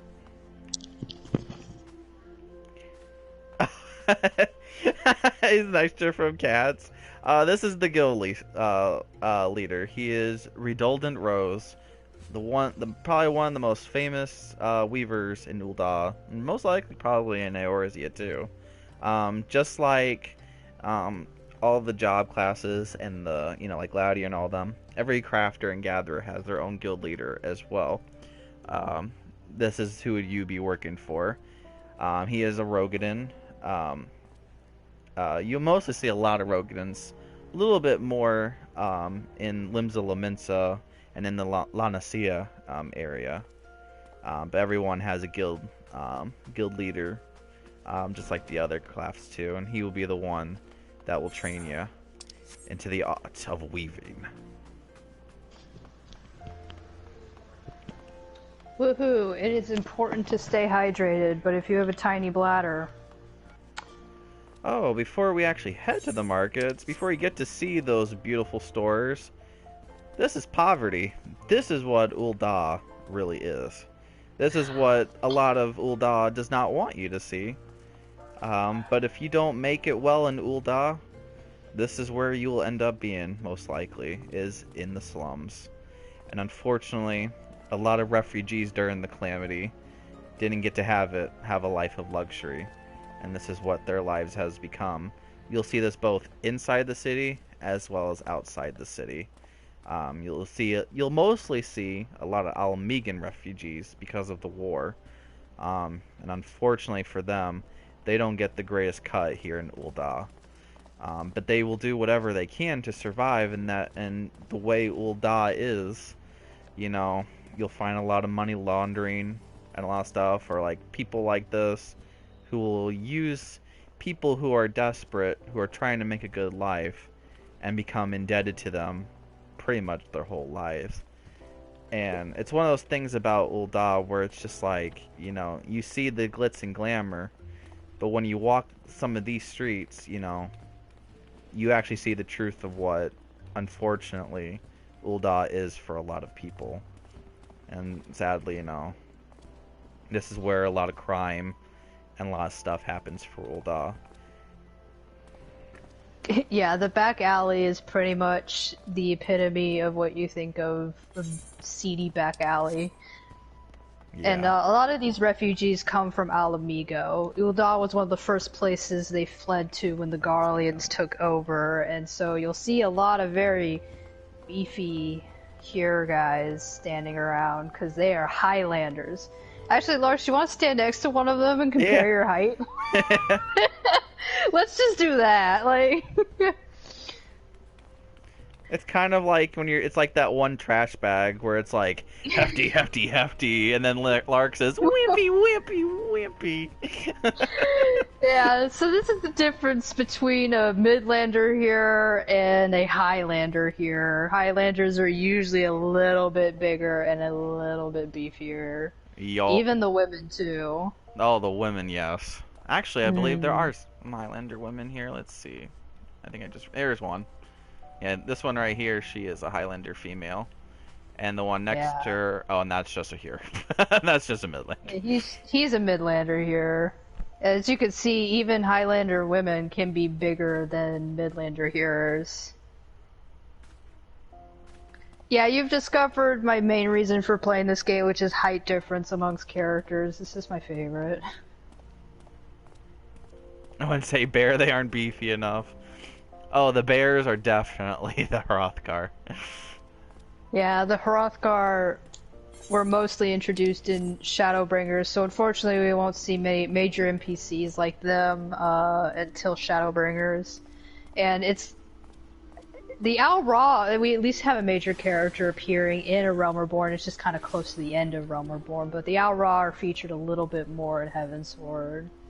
Okay, so as we make it to the Sapphire Exchange, this is where a lot of players hang out to do their merchant stuff. So you will see quite a lot of player characters around this area. They seem to be hopping tonight. Yeah. Must be because of Ishgard restoration, but there's a lot more people than usual in past weeks. And our server isn't really packed per se. We're kind of like a mid-level server. If you were to see this game, if you were like on a server like Balmung, it would be absolutely crowded. Our server used to be, back in the day, a pretty low population server, but it has very much grown over the years. It kind of had a transformation around Stormblood. So we've been seeing more and more people come onto our server. But you can also go to other servers where there's not as many people and it's very sparse. Sometimes that can be a good thing, sometimes a bad thing, because sometimes you do want more players because it means you get more interaction, more people that are willing to do content. And then other times you don't want it to be like super crowded. Yeah. But yeah, the Sapphire Exchange, Sapphire Avenue Exchange, I usually shorten it to the Sapphire Exchange, is where you go if you, a player, want to go sell some things, access your retainers who usually hold on to your items and do small tasks for you. It's also where you can buy many things in the game. Certain gear items, dyes for your clothing, and turn-ins for Rowena's slave labor. Rowena is a whole thing to tackle. Rowena She's a is witch. a whole nother. Rowena is literally a mafia leader of some kind. More like, looks almost like a shark loan lender. Very much so. Is that hero in the bunny hat? That could have been a player in the bunny suit. Unfortunately. Unfortunately, certain NPCs like Nero, you typically won't find out in the overworld because they're off doing shit, and you usually can't find them until the plot tells you that they need to be found. So, I'm not sure if we can visit Sid right now. I don't think Sid's hanging around right now. Sid's not available. Yeah, we can visit the Scions, but. So yeah, that is the slave labor. So yeah, that's the Sapphire Avenue Exchange. There is one more spot of Ul'Dah that we'll have to show, and that's the Hustings Strip, as well as the Royal Promenade. Yeah, that would be upstairs in the main area. Let's see. How do I get? Oh, I see. Do we want to go up the steps? Yeah, I know how to get up there. Sometimes I get confused with Ul'Dah. Now, located around the city is things called aetheryte. Oh gosh, they're aetheryte shards.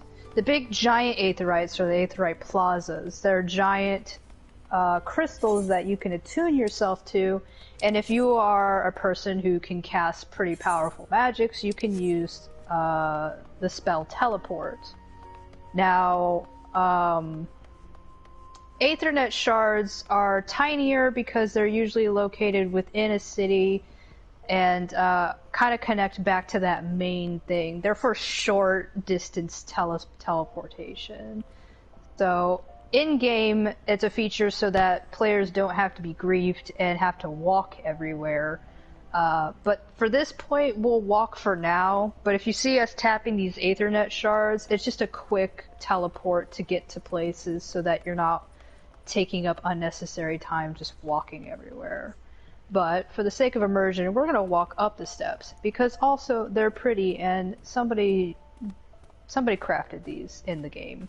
There's different levels. Yeah, think of it like the higher you go, the more wealthy you'll see. In any type of like city like this, or even like another example from like a different series like Avatar, where it had like Ba Sing Se. Like that's a perfect example of how Ul'Dah is, where you know you have all the segregated, all the poor in one area, and then as you go up the steps, you get richy, beautiful red carpet. But it's also known as wealth because you're also getting close to what, you know, close to the Royal Majesty, all to the other syndicate members like Royalists, Monitors, all of them. This is where they mostly are. Yeah. As well as the Sultan's Sword. Funny enough, Ishgard is pretty much crafted just the same way too, where it's like it's literally a society built upon people who live at the lowest rung, and then as you ascend higher and higher, you get people who are more in power and more wealthy. Mm-hmm. To answer your question about grief, that's a term used in a lot of online game.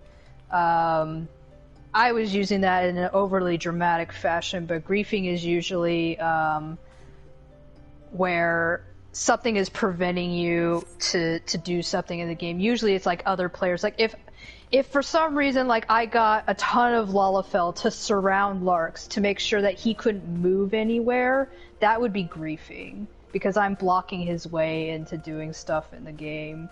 But yeah, that was a term I was just using back there. But teleportation is just an easier feature so that it just makes life easier, because you'll be heading back to the city-states over and over and over for various reasons, and after the first walk around, you're just kind of like, alright, I've already been here, like, I just need to keep going, and so teleportation is a way to fast-track everything so that you're not just bogged down with just walking everywhere. Mm-hmm. Yeah. And to also give you a good map layout, if you look down here, this is where we were at the Gold Court. You see those Lalafells were hidden. And the Hutsine strip is all up here.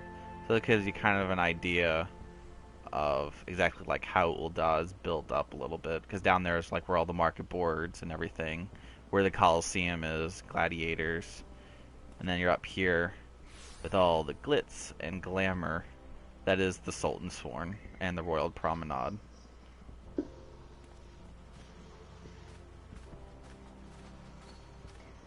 Yeah, so if you are well-to-do...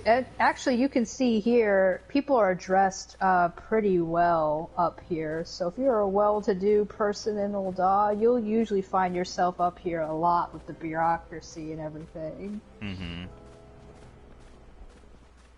Zuyaya was not allowed up here for a very long time because she was a street rat and looked like trash. But as she became a wealthier and wealthier adventurer, she found herself up here a bit.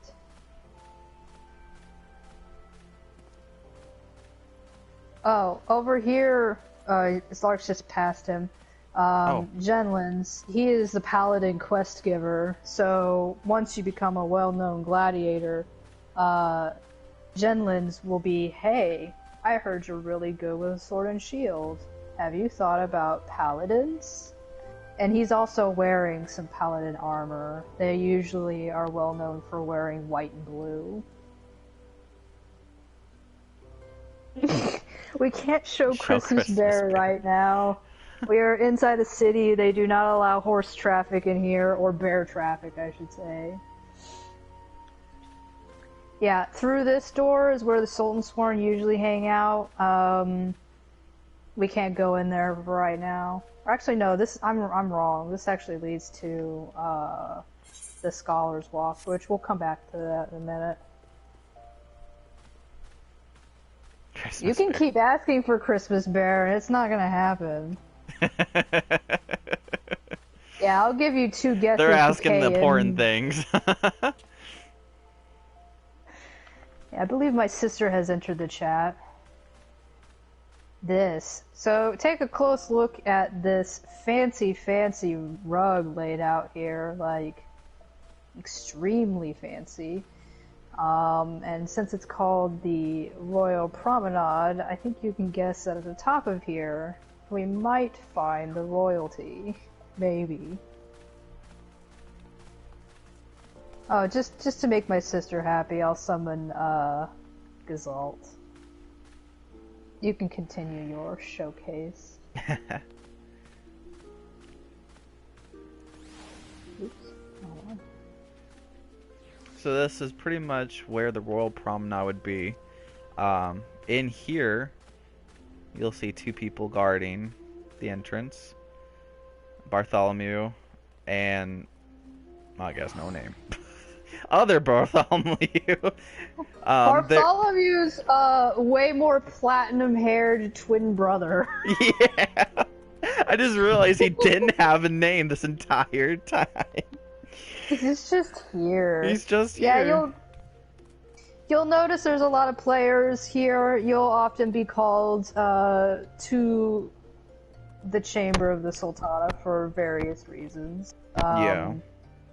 In storyline, we'll be touching upon that. Yet again, there's another half-naked cat girl. You know, really showcasing this game. Yeah. Barbie. Yeah. If you want to know where, yeah, yeah. But yeah, if you ever want to where the Sultana, the Syndicate, and even General Raban, this is where they would be. This is where a lot of their meetings are, and this is also where the Sultana's chambers would be as well. Yeah. It's and you have to be you have to be invited up there. You can't just walk in there. Even if you're a Warrior of Light, you still have to have an invitation. They have high security in there, so even though, like, right now, Diaya and Larks are probably, like, personal friends with, like, Nanamo, we're not allowed to just walk in there. Mm-hmm. Unfortunately. Yeah, and you'll also notice a lot of guards around Ul'Dah. You can kind of identify who they work for based on their colors or how they're dressed. This is obviously a Sultanate guard. The Sultan Sworn are usually always in white and blue, quite like the Paladins. Now, for Warrior of Light, if you choose to become a Paladin, you'll be known as a Free Paladin, which translates as Freelancer Paladin. Over here, though, you'll see this guard in a different type of outfit. I believe this is the Brass Blades. Brass Blade, yep. Yeah, Brass Blades are usually hired out by the Syndicate or usually people with lots and lots of money. Brass Blades can either be pretty good people or pretty bad people. Mm-hmm. It just depends on who is controlling them. There's been some really good-natured Brass Blades people, and there's also some really corrupt ones because, again, they're all controlled by money rather than a cause. So, and yes, I hope you enjoy dog walking with us. Dog walking. And of course, you have the Immortal Flames, which follow the Grand Company with Raban. Yeah. The Immortal Flames are probably the most loyal to Ul'Dah as a nation than the others. And I'll be going into how the Immortal Flames are structured, because just like any other military operation, they have certain groups that are lumped in together to form the Immortal Flames. I believe that goes back down to the Merchant Strip. Mm-hmm. So let's go back up to where we can find the Scholar's Walk.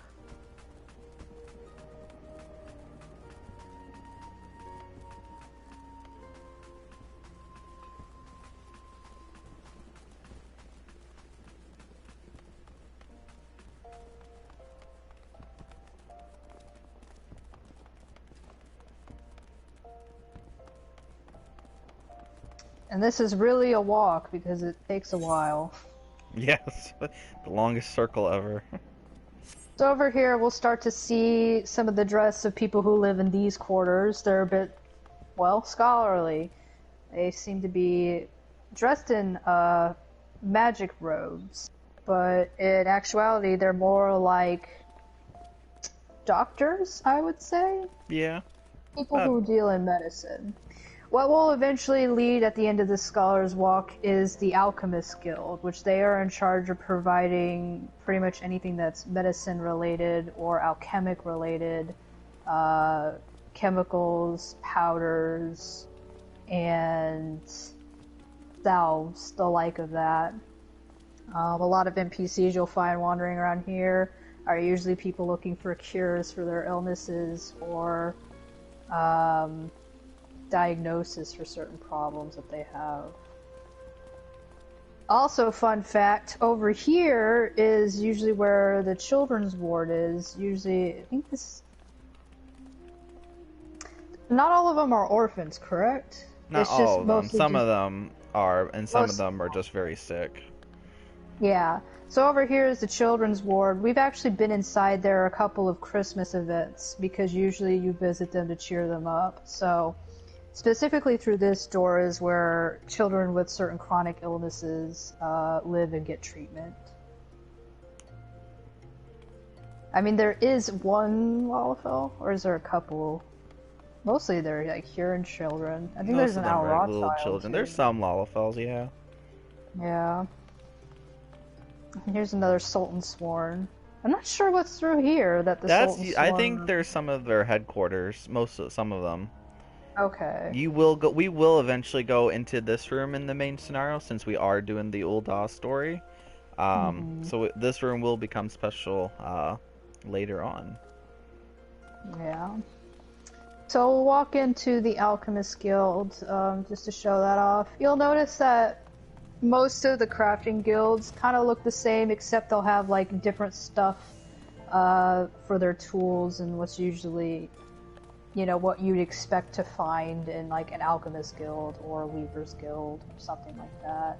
This is where you'd go if you want to study alchemy.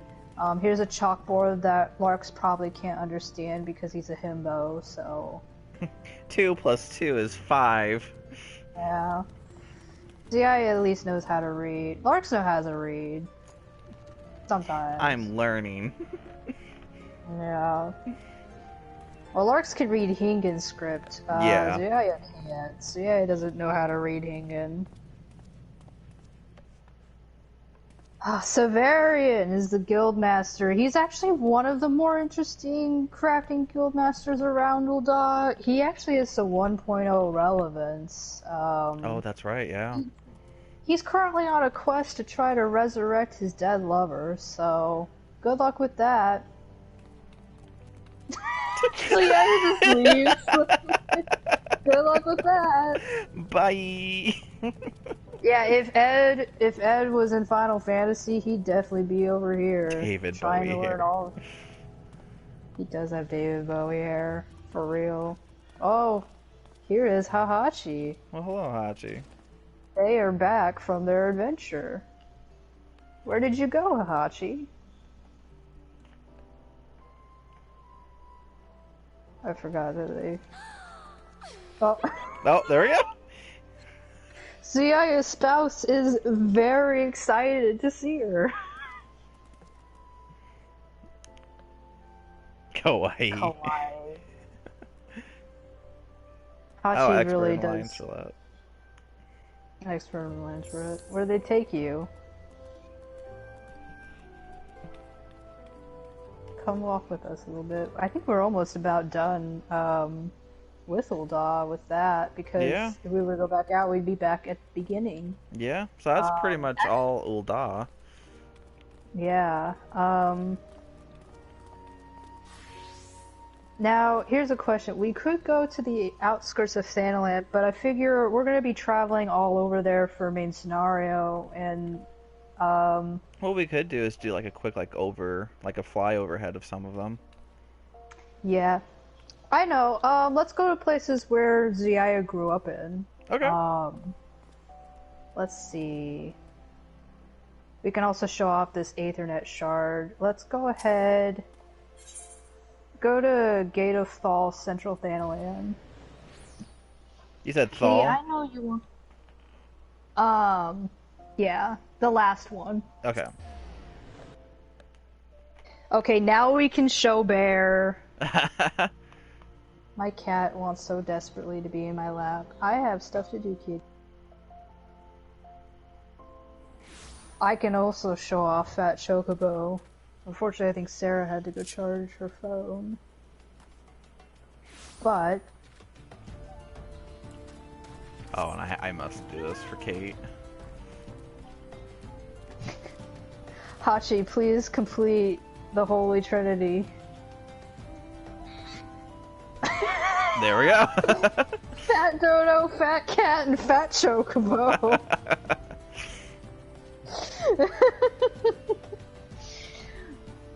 I'm gonna read something about the Fat Chocobo, actually, in the mount guide. So, playfully described by some as large and in charge, in truth, when summoned, this gluttonous gourmand will flap nary a feather unless a garland of gazelle greens is dangled before him, in which case not even the laws of nature can slow the Fat Chocobo down.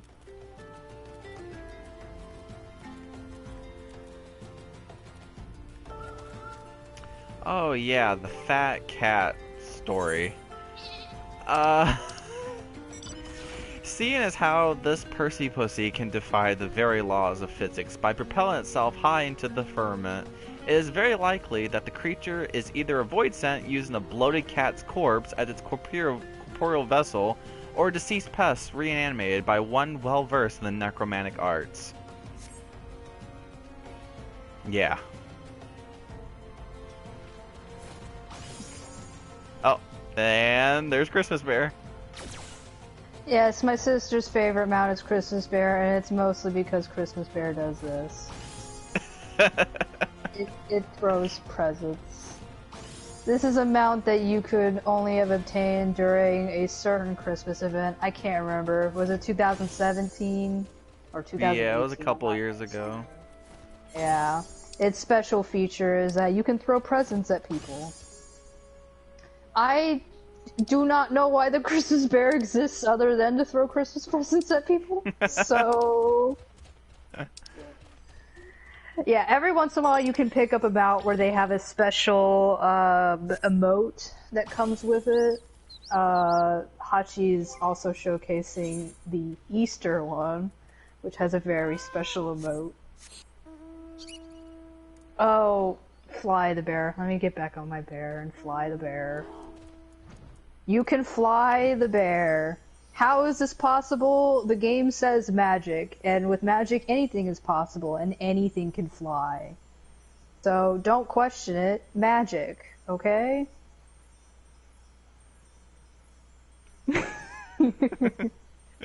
So I'm gonna go through the Sagoli Gate and go to Southern Thanoland. Now, this is one of two main places that Zuyaya has lived in, but Southern Thanoland will be a place that's majorly featured in A Realm Reborn as we play it, because a very good portion of the quest goes through Little Alamigo. Now, Zuyaya did not spend time inside Little Alamigo, but she was pretty familiar with some of the people who went in and out of it, mostly because her grandmother, quote-unquote, the woman who sort of adopted her out here, is from Alamigo. And Little Alamigo is a place out in the desert where a lot of refugees establish themselves. It's literally just a hole in a mountain. Yeah. And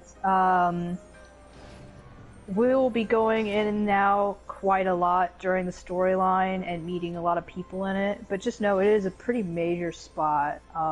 Little Alamigo is probably a really interesting place when I first played A Realm Reborn, hence why I wanted my character to have a little bit of a tie-in with that. Mostly I needed to find a reason for how the heck did Zuyaya learn sign language since she cannot talk. So, Alamigo, or Little Alamigo, had always been one of my favorite spots.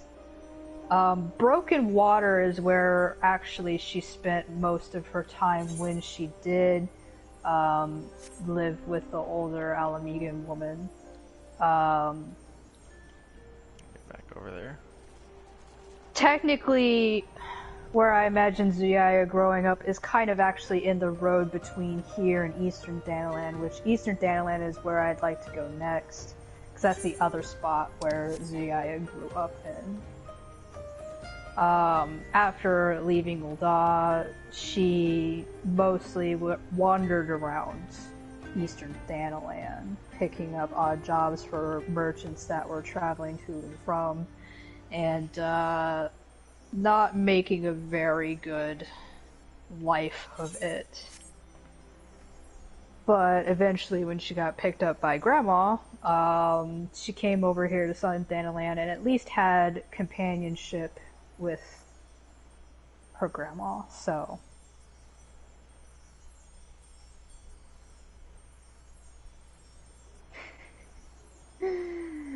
Mouth is unnerving. Spriggans. And even out in the outer world, weather does change. There's also a night and day cycle. Right now it's foggy. Yeah, night and day will pass over. I believe a whole night-day cycle equals about 1 hour our time, and weather changes, I think, every 4 Eorzean hours. Don't quote me on that because I'm not That entirely sounds about sure. right, though. Yeah.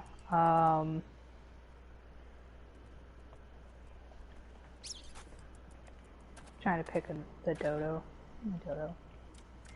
So, like I said, we'll be around these areas quite a lot during the story, so don't worry. Oh gosh, zoned into here.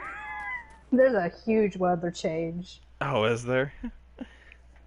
Oh yeah, when we say zoning, by the way, because we might say that quite a lot, that literally means loading into something. So zoning is like getting into a zone. So it is quite rainy here. Not really great for a showcase, but welcome to Eastern Thanaland. Usually it is not raining this hard because it is a desert. But yeah. Drybone over here, this stretch of land is where Zuyai spent a good amount of time, you know, scraping by. And that's pretty much it. Like, Zuyai is not a very well-traveled character. She did not go outside of Ul'Dah or Thanaland until her journeys of A Realm Reborn, of, you know, hooking up with Larks and Hahachi in the adventures and stuff. So, either one of these two will probably be like, Zuyai, come help us beat up Titan. She's like, no. And they're like, please. And she's like, fine. So then... But she's like, I've never been to Lenosha before. I've never been to the beach. Oh, give me 1 second. My dog needs something. Give me 1 second. Okay. But, Eastern Thanaland is another place where the story will be taking us. Actually, 2 times. Once around in the level 20s, maybe 30s, close to the level 30s, and then again around 45.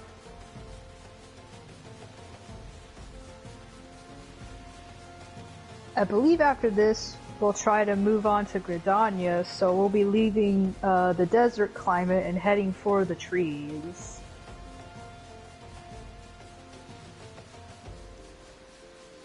Oh, I believe in the background are owl goats, which they're goats, but they look a lot like lions.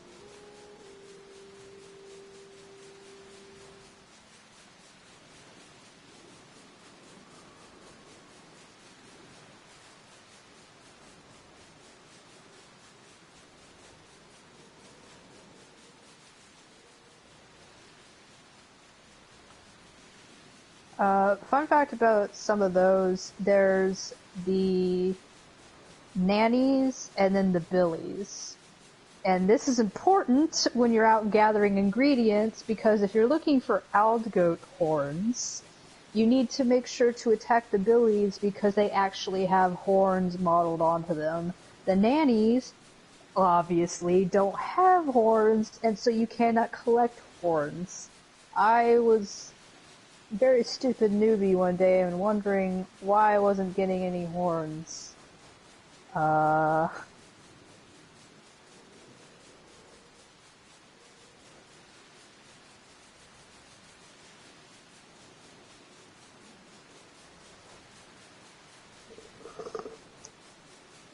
Sadly, I've run out of water. Hydration is very important, especially when you're talking a lot. I can see you throwing money at that. Unfortunately, Larks doesn't have his camera angled in that direction.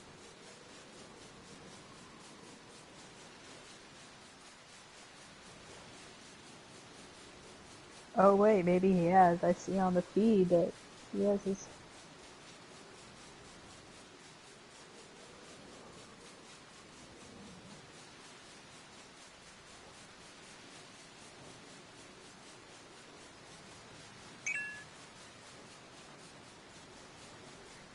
Yeah, when we first started this, I was like, Larks, make sure to have like a bottle of water near you, because one thing I've learned from talking a lot on certain feeds is that you get thirsty really fast. But I also worry, when we do long things like this, I have a very small bladder.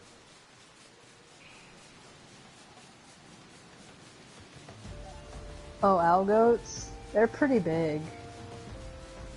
They're like horses. Like the big giant show horses. Actually, Kate, you might know. What are those really big? I guess I only know like Clydesdale because I used to live in St. Louis. I should know what a Clydesdale is.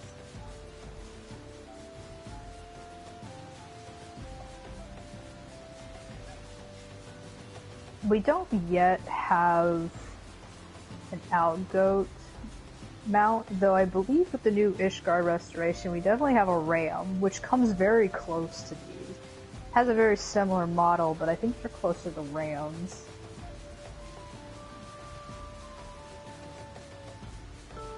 Draft horse. I think that is the word I was looking for these. They could be as big as an IRL draft horse. Because I'm no expert on horses, but I believe a Clydesdale is a draft horse. They usually are pulling pretty big carriages.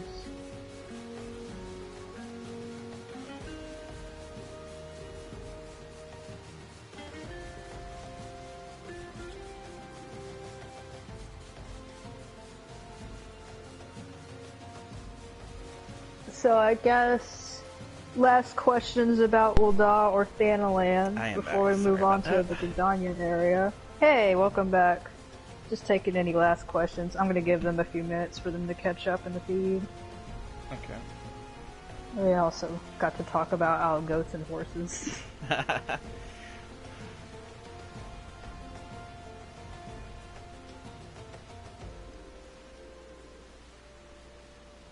think is the feed, the live stream is like a 30-second delay, or actually it seems to be like a few minutes.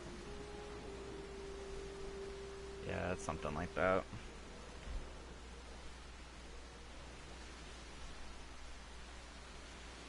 Yeah, it's just now getting to where you rejoin the party.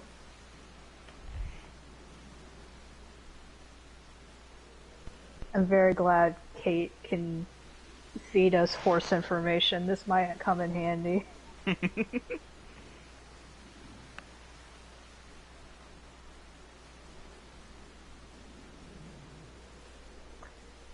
yeah, if you have any questions left over, I guess we can just start flying over to where we'll connect into the Shroud. Because this is a good place to connect into Gridania. Mm-hmm.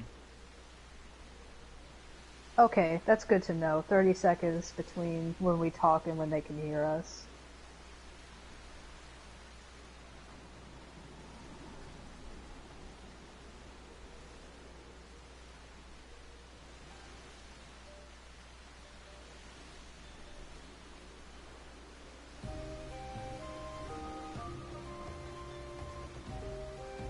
And it is like not only raining but also wind. Yeah. Today's weather is showers. So Well, that's one of my favorite things. One of my favorite things to do when I die in certain instances is that I mouse over to what the weather is and be like, today's weather is death. Yeah. One of the cool things I do like what they did is that you can tell there's a bunch of forests with a bunch of trees. Not so much like, you know, you're in a forest, but you can tell that the line between both desert and forest is starting to coincide to one another. Because once we head past here, we enter in the Black Shroud. And I also will show a portion of the map as well. Oh, and then random weather change. No, it's like it was pouring rain, and then you enter here. It's like, it's pretty sunny. So this there right should be here, said that when we go in and out of areas, it's not kind of like a doorway. Like the game, if you kind of look behind us, there has been a whole path Warrior of Light has just traveled. So we can imagine that just for the sake of brevity, that Warrior of Light has actually traveled maybe like half an hour down this road before arriving in here. But game-wise, it's just been instantaneous. Yeah. Yeah, go on with your thing, Lord. One of the things I did want to show, since we did go to a different area, this is the map of Eorzea. Well, part of it. This is the left side of the world of Eorzea. This whole continent is called Aldenard. You'll see that there's a lot of many different places on this continent. Where Ul'Dah was is right here, Ul'Dah and Thanoland. This is where we were. And since we traveled through Thanoland, it has brought us all the way up to the South Shroud of the Black Shroud, where it coincides with Gridania. And you'll see other areas such as like Alabigo, Avalatha Spine, Kurthus, Dravania, and Limsa Lominsa. Now on the other side of the world, we have the Far East. But as you can see, since we traveled all the way up here, we are now in here with the Black Shroud. Yeah. In reality, this is like an entire continent. Gameplay-wise, they can't show us the entire continent. One, it would be boring and redundant, and two, it would just crash the game because that's way too much information. Yeah. But yeah, Eorzea, just as a whole, is a vast, vast area, and then when you consider the whole continent of Aldenard, you know, lore-wise, it's just an entire area, or an entire world. So, yeah. We're now making our way through the Shroud. There's going to be a lot of trees. In this area, there's also a swamp. Again, we won't go into too much detail because the main game will be showing a whole lot of this area. We'll be back here a bit, even when we're done with the earlier game stuff. We'll be back here for later game stuff, too. And, can't think... I think we should go up to Central Shroud, and then from Central Shroud enter into Gridania. Because I think that's where the main gate is for there. So, area is very beautiful, especially if you're a tree person. Very nature. A fun fact about the Shroud is that not just anybody can live here. You usually need permission by these entities known as elementals. And the lifestyle of most Gridanians and people who live around the Shard revolve around making sure they please the elementals and making sure they also follow the laws of the elementals, which is usually not disrupting the balance of Mother Nature going on here. Mm-hmm.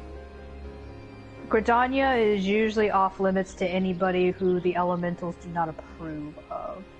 And that's again been another hurdle for a lot of refugees. Again, why most of them ended up in Ul'Dah, because when they came to Gridania, they were met with a huge wall. Pretty much the leaders were like, the elementals said, not today, not right now, it's not in the stars. The elementals are kind of hard. They're not really gods per se, and they don't really have a language either. They're just kind of forces of nature.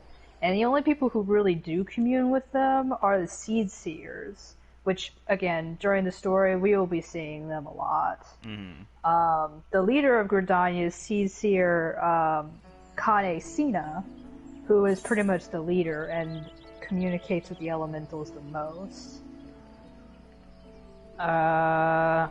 How I imagine the elementals to be are just these giant balls of energy that vibrate angrily.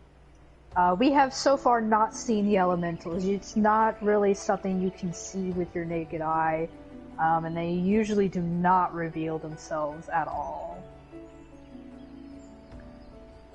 So yeah, that's Gradania. Kind of crazy.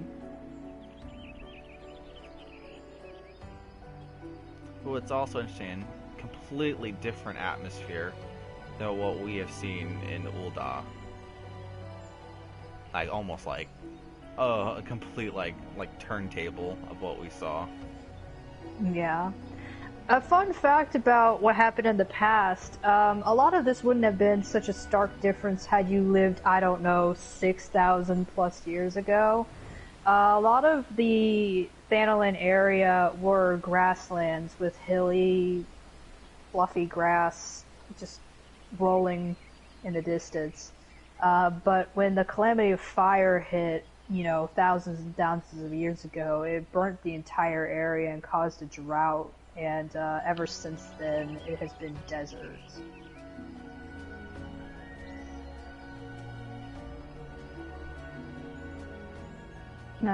Over there is just a little sneak peek of Gridania. You can see it from the outside if you're here in central Thanoland.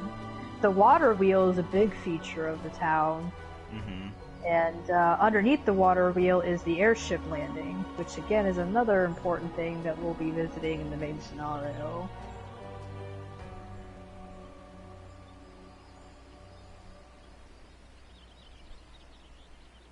I'm going to start heading in through the gate.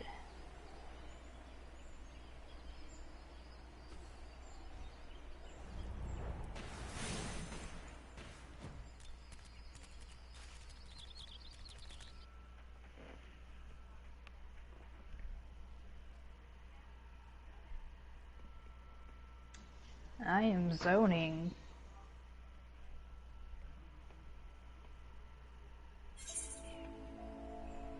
Alright. Oh, the load screen is a little bit more here. So yeah, this is what you see, what we saw outside of Central Thanoland, Central Shroud.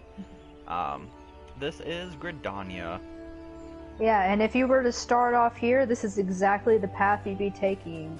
If you choose to be a bard, or at the beginning you'll be an archer, a lancer who will eventually become a dragoon, or, oh gosh, what class? A conjurer who will become a white mage, you will be starting here in this city-state.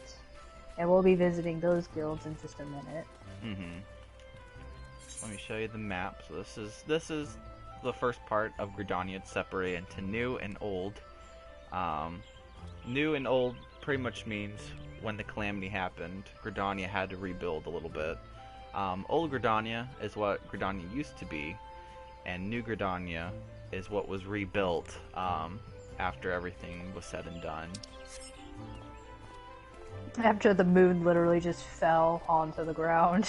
Yeah, pretty Or I much. guess it didn't collide. I mean, we had Louis Swan to thank for that, but you know. And then the moon ended up being not a moon. It was actually a giant manufactured egg that had a really nasty dragon inside of it. So, you know, really bad day. Very bad day. So just like what we saw in Ul'Dah, Gridania has its own Adventurous Guild. This one is known as the Caroline Canopy. Just like in the Quicksand, we had Momodi. In this Adventures, we have Mother Mione. Really kind lady. Helps just the same way as Momodi does at the Quicksand. Makes sure the adventurers who arrive here in Gridania, you know, are taken really good care of, and that what they do here as adventurers is going to coincide to make sure that the elementals, you know, agree with what's going on and that we're abiding to what the forest rules are, and pretty much just guides all the adventurers to help anything that Gridania is in need of. This is the lady that will help guide those adventurers to help make Gridania a better place, and also a great way for everyone to start their journey if they so did choose to sign up with them. And just like in the Quicksand, there's also the inn where you can also log out, rest, do your glamour. Oh, he's talking to me. Hello, sir. And of course, the he who must not be named leave guy who does the leave quests. Also, he's angry, probably because he's giving out leave quests. He's like, I didn't want this job. Yeah, it's pretty much just the same features as the Quicksand, but you'll notice the atmosphere is a lot different here, whereas Ul'Dah has a lot of rowdiness. You're probably going to meet a lot more rough characters in here. Here, it's a little bit more like a really nice cafe, you know, where you could drink more wine than, like, big giant fire whiskey or ale in Ul'Dah. Also, my favorite thing about this area is just the absolute beautiful stained glass here. Like, I stare at this every once in a while when I get time, and it's just like... It's beautiful. I'd love to do that. That design work. a little bit of a missed feature because I don't usually see people come out here, but you can actually walk out here and get an even better view of the water wheel onto the balcony here.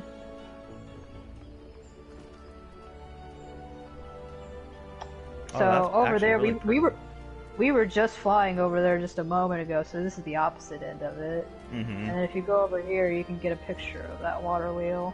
I guess the banners are kind of in the way, but underneath that is the Airship Landing, so...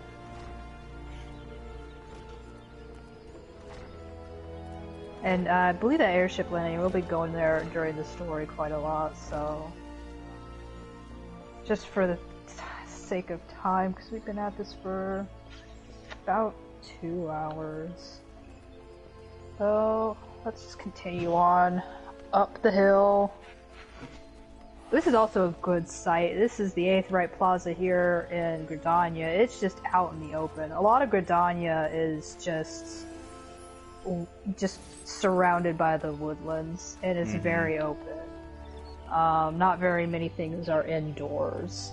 Kind of makes it crappy if it's raining and crap, but you know, right now it's sunny, so it doesn't matter. Alright. Mostly what you'll see here in Gridania, kind of like what you saw in Ul'Dah, where you saw a lot of Lalafels and mostly a lot of Here types. In Gridania, you're going to see a lot of Ellisons. Different types of Ellisons, such as, like, you know, the Dust Rights. You're also going to see Pugils most of the time. You're also going to see a little bit of a mix between Heres and also Makotes as well. You'll mostly see a lot of Makotes, a little bit of Midlanders, but the majority that you will see going around Gridania are going to be the Ellisons, almost natives to what you see in Ishgard. Yeah, it is funny. Both Ishgard and Gridania are populated mostly by Woodlander Ellison, but the Ishgard Wildwood, that's the name I'm looking for, Wildwood Ellison. They both have common ancestry, but while Ishgard broke off to do their whole, this is our holy land, and made Ishgard, these Ellisons stayed in the wood and kind of developed their own culture. So while they are kind of like the same sub-race, they do have completely different cultures. And then the Duskrite are a different sub-race. They're usually characterized by their darker skin tones, and usually they do have kind of like lighter hair, but I don't know if that's actually like dictated too much anymore. They originally came from Gelmora. They rejected the 12's Wood and the Elementals, and they chose to live underground. Now, Gelmora no longer exists anymore, and they were forced from underground, so they came to Gridania as a bit of refugees themselves, and they face quite a lot of prejudice in this area.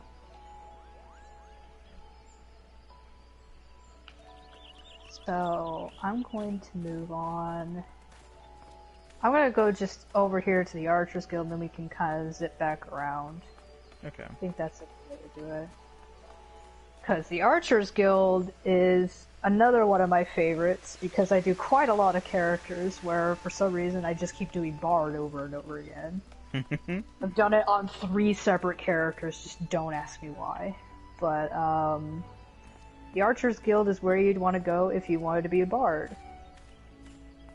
And this guild, man, like, takes up so much space because you're over here and they've got targets available for people to shoot outdoors. Not only considering they send you halfway across Gridania during their quest to go shoot other targets, and then you also got the building that's inside that houses all of the God's Quiver and just the guild in general. Now, just like in Ul'Dah, Gridania has its own factions of fighters and military factions. The God's Quiver is one of them. I think the Twin Adders, which is their militia, similar to the Immortal Flames, the Twin Adders calls upon, I think, the God's Quiver and the Lancers one. I'm a little less knowledgeable of Gridania right off the top of my head. And I can't remember who exactly the God's Quiver answers to, if not Twin Adders. It's mostly the Twin Adders that they follow. Yeah, towards the back here is where you'll find their headquarters. Sometimes you'll be in certain quest lines, and I'm not sure if during the main scenario you do come back here, but if you need to have official meetings, you'll be called back here to the commander's room. If you did choose the Gradania storyline, you do make quite several attempts here, because in Gradania, this is where you would be making your name, and the God's Quiver would definitely be one that you would definitely run into a lot. Precisely because they work so close to the Elder Seedseer, but they're also kind of like what you saw in Ul'Dah, like with the brass blades. They're also kind of the people that also helps to keep order as well here in Gridania. Yeah. Lucienne will be your Archer Guild Master. She is a pretty serious lady, but also pretty kind. For the most part, she'll be sending you on tests with Lialipo and Sylvier over there, and they are quite a bunch. They are quite a bunch. It's pretty much the telltale signs of very wanting to prove themselves, Makote girl, and very stuffy Ellison guy. Yup. But we'll get into that when we do archery quests. Alright, now we gotta do the long walk back to the Aetheryte. I'm gonna pop sprint here. It is time to move my tiny little Lalafell legs as fast as they can.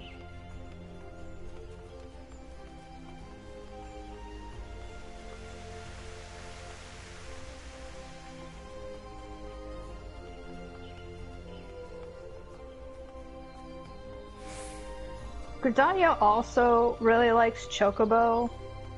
Every city-state has their own Chocobo Stables, but they also have even more Chocobo Stables outside in the Shroud. But here's a fun fact, most Chocobos are raised in Ishgard, and the best breeds come from Ishgard. Ishgard takes Chocobo rearing very, very seriously. And Ishgard also is one of the only city-states that taught their Chocobo how to actually fly. Most of these Chocobo are grounded. So, as we continue further, we have the iconic the Carpenters Guild, which this storyline here sent me. This is a quest line I will not forget. So you got Guildmaster Beaton. Beaton is very eccentric Ellison, and I would love to talk more about him, but I want to save that for the quest because there's just too much to say about this guy. There's a lot to say. There's way too much to say about him.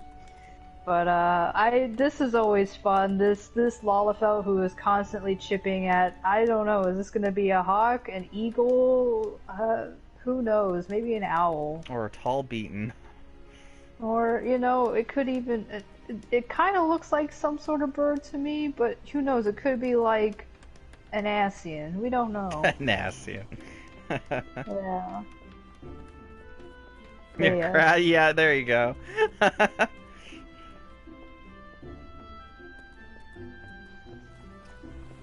Man, I wish I had the Meerkat alien. That's one minion I don't have. Oh, it's nighttime now. Oh, it is. This bridge is always so nice. Yeah, this bridge is really pretty. You'll see a lot of water wheels here too. Pretty little waterfall. So this area, just like what we had here in Ul'Dah with the Immortal Flames, Gradania has its own part of the Grand Company in the Eorzea Alliance. This is known as the Twin Adders. Twin Adders, just like with the Immortal Flames, they follow under Elder Seedseer Kane Sina. They do the exact same thing. The Twin Adders pretty much are the ones that defend and honor Gridania.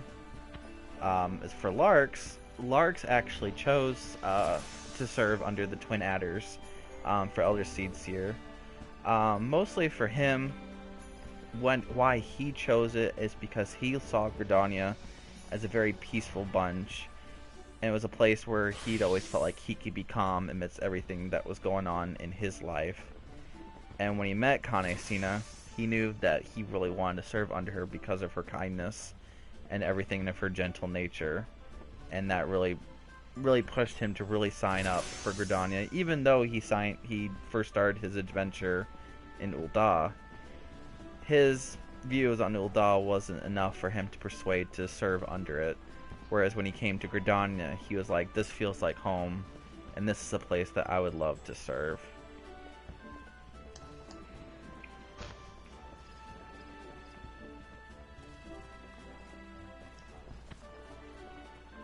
Alright, I'm gonna fast track things a little bit so we can get to Lominsa in about half an hour. I believe the next closest place is the Conjurers Guild, which we'll have to zone into this next area, which is Old Gridania.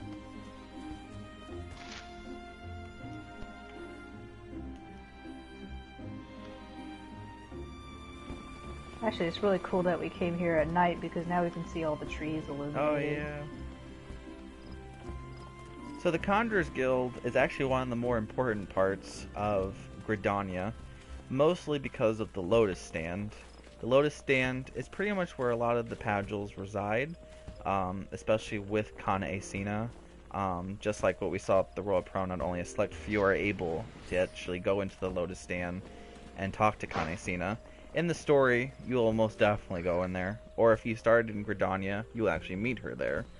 But it's usually like a place for her where she does her duties as the leader of Gridania, where she does a lot of her, choices that she has to do for her city and a lot of things like that.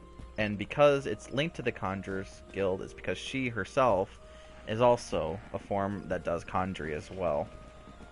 Because she's a Pugil and everything, they always follow the white magic. Yeah. And we should also say Pugils are special children who are chosen by the elementals. And they really won't know this until around the time they start growing horns. Now this could be as early as like maybe 8 years old or 12. The thing about them is that when they are identified as Pugil, they start to live very, very long lives and are unaging. So most Pugil you'll meet will look like they are children. But in reality, they could be hundreds of years old. Now, Kanesina, surprisingly, is only like 23 years old. And she does look older compared to other Pugils. Now, we don't know if this is because she wants people to take her seriously, so she tries to make herself look as old as possible. But I think she has about the body of a 13 or 14-year-old. Mm-hmm. The other thing about Pugils, too, is they don't age while they're in Gridania or in the Shroud. But if they leave the Shroud, they do have a tendency to age a little bit. Especially so like that might be why Kanesina does. Yeah. Yeah, actually, if we go into the Conjurers Guild, we can show an example of a Pugil, because that is the guild leader of the Conjurers Guild.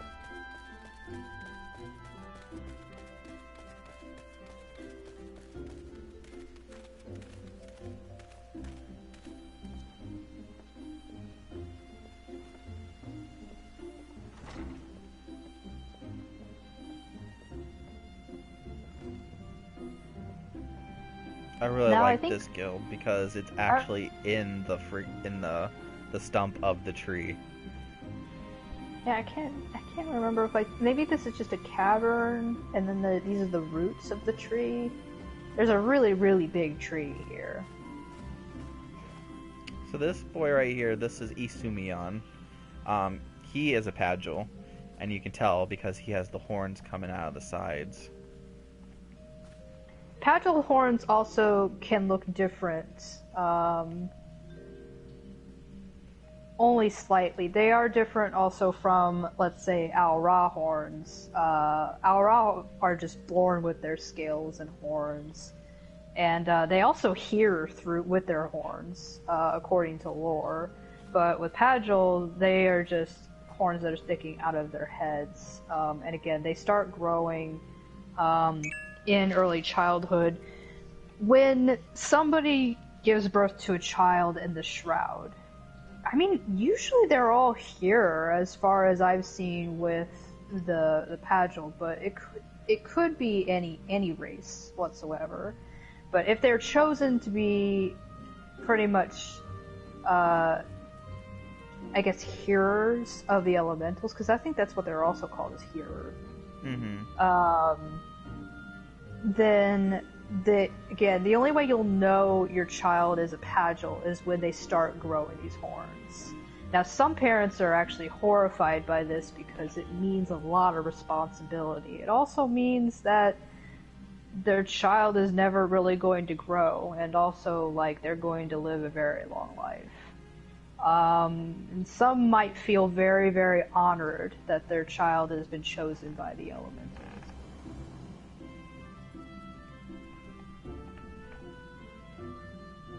And mostly a lot of them are also, because they're so close to the elementals, also take up the form of conjury, as well as white magic precisely. They are mostly the ones that would be the ones who would be most likely to gain access to those types of white magic.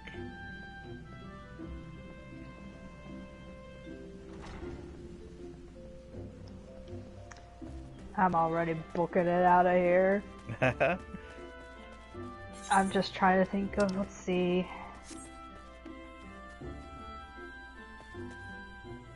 Oh yeah, he does have horns on his weapons. So that, yeah, I probably would have been like, what?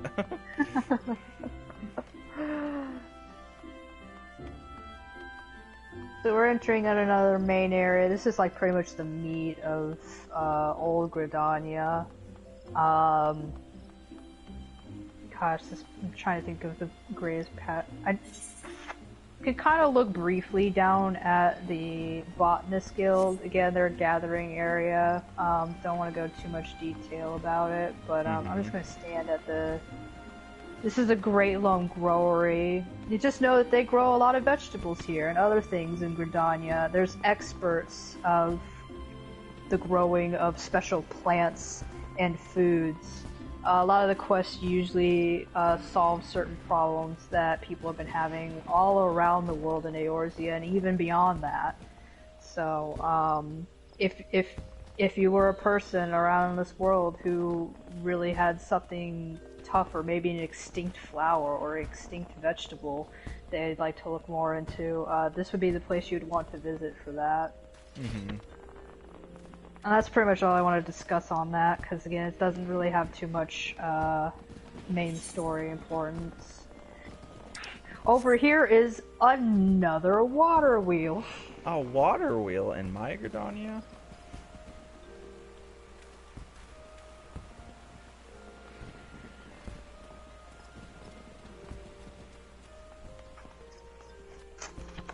This one's kind of tricky. I think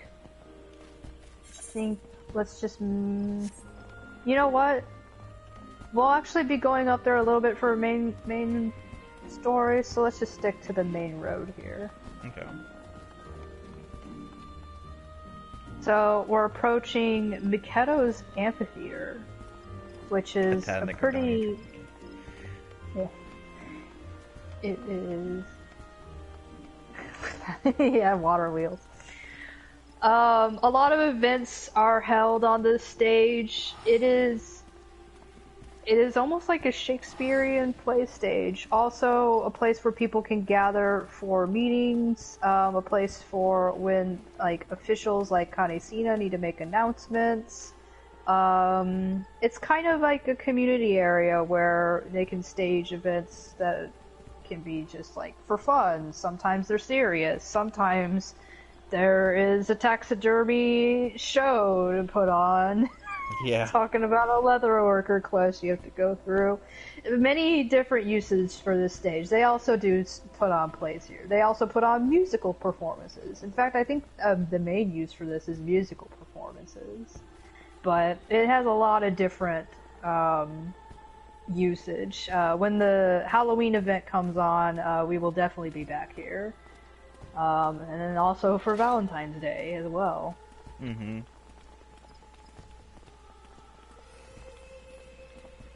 Oh, Simpkin. Oh, speaking of the Leatherworkers Guild, we are now arriving at the Leatherworkers Guild, and if you're playing the drinking game, there's a water wheel. There's a water wheel. I've run out of water. I have, like, drank all of my water, staying too hydrated. I know, right? I got out the big cup, too.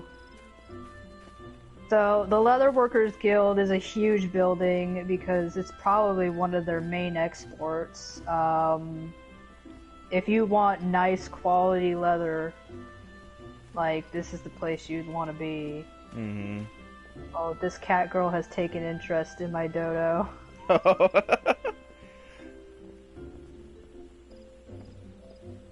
going to let her do as she wishes.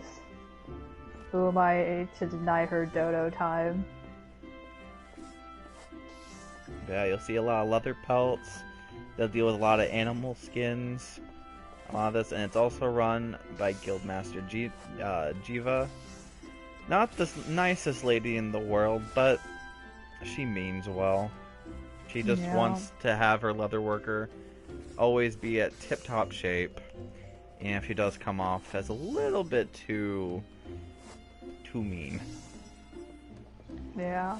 Another purpose the Leatherworkers Guild tries, they have, is to maintain the balance of making sure there isn't overhunting, because the elementals get angry about that. Mm-hmm. So having great respect for the animals you hunt and skin and making sure that you properly use things is a big deal. Now, another reason why it's really great to be doing this at night is that the marketplace looks absolutely wonderful in the dark. Glows. Yeah, so we, just like with the Sapphire Avenue Exchange in Ul'Dah, Gridania also has its marketplace. This is a, oh god, what do they call it here? I usually just call it the market stalls. I think it's like Shaded Bower? Shaded Bower, yeah. Yeah. AKA the market stalls, because when you enter in here, again, you'll see lots of players in here, because they are here to craft and sell their wares. It pretty much offers the same function that Ul'Dah has. It's just, again, making sure that everybody who starts out and lives around these areas has an equal chance of, you know, buying and selling things. Mm-hmm. And just like with Ul'Dah, this place has its own feel. Ul'Dah was a very open marketplace, made to look kind of like a bazaar. This is going to look more like a wooded stall area, pretty rustic in some areas.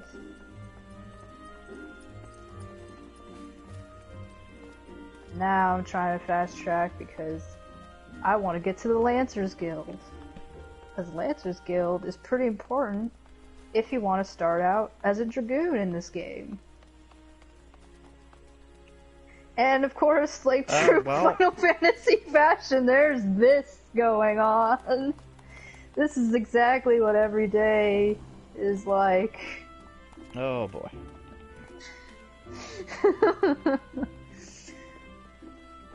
So this is the Whaling Barracks, where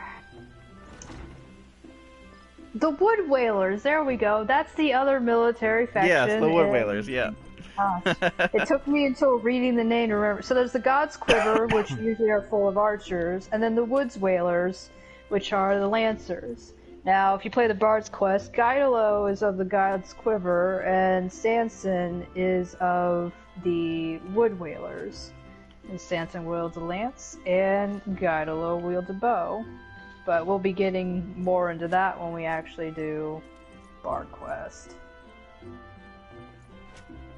I like that there's just these two doing push-ups also. Like, yeah, I did see that. You do have to make sure you put in arm day for Lancers. You will also see a lot of Lancers as well in the Twin Adders. You'll see that a little bit more over Archers, especially since you see one of the Twin Adder captains up here. But they play a big role in the Armada for the Adders. And a little bit unlike some of the other job quests, you'll get this every once in a while. When you become a super, super good Lancer and start to get recognized for that, you won't actually find the quest giver for Dragoon here. He exists out in the middle of bumfuck Coerthus. Yep. And that would be Sir Alberic Bale, who's like, I need your help with a special problem. And so you won't be in Gridania anymore once you take on Dragoon. But that again, in details for another day. Yeah. But for the Guildmaster, Ywain, he's probably one of my favorite guild teachers. I think the story for Lancers is a really good one. And one of the stories where Final Fantasy XIV, I feel like for at least the starting classes, really shines in how they tell a story. Mm-hmm. There are some job classes that I have more preferences for regarding story, and then some that kind of fall short as far as every class, though, has at least one era, like whether if it's in Realm Reborn or Heavensward or any of the other expansions, some place the story always wows me. And then some others I just kind of like, it was okay. But yeah, like almost every single job quest has some moment where it shines really well. Lancer quests have been a very famous one. A lot of people like to talk about that quest line, which I won't really actually go further into detail because that one's rife with spoilers. Mm-hmm. But then the very famous Dragoon quest, because that one has main story relevance when you get into Heavensward. Yeah. So the rest of this map is a little bit filler. We'll be coming up here during our level 30s. When we do Hawk Manor and things like that. The only other important area is where Y'shtola's sister hangs out, and Sir Jelly of the Rolls. I can't ever remember his name now. Jacob on a ladder. Jacob of the Ladder. Jonathas, Master of the Rolls. He's literally only a player thing where if you earn achievement rewards in this game, this is the guy you go to pick up your rewards. He doesn't have too much plot relevance to the game. He's just here for you to pick up rewards. Jelly of the Rolls, yeah. Oh, it's a nice Alden, man. It's brighter looking. But yeah, this is Palku Falls, and it also has a pretty big importance to it, especially if you played 1.0. This is where Louis Sois Levieux would always reside, as well as the iconic of someone trying to breed Palkus in the lake here, and the elementals were not about that. That's something I did not know. But there's a lot I actually don't know about Gridania, because Suya doesn't know crap about this area. She only views them as tree huggers. Yeah. She's pretty... Of all the places, she's pretty prejudiced against Gridania. And then also Ishgard, because I don't think Zuyaya likes Elizabeth. She learns to love him, though. And yeah, Ymitra. This is Ymitra.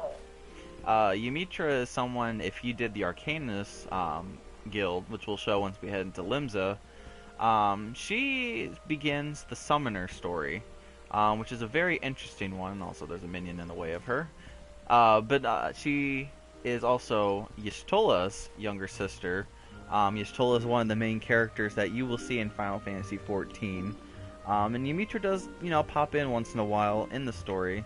But I think it's really cool that one of the important characters of the game also has one of their family members teach you how to do your job, which I thought that was actually a really nice touch. I'm trying to remember, if you're a summoner, does Ymitra have any special dialogue with you during some of those There's a couple cutscenes? of cases, because there is a point where Ymitra does show up in the main scenario, and I'm sure if you do summon her, she recognizes you on the spot.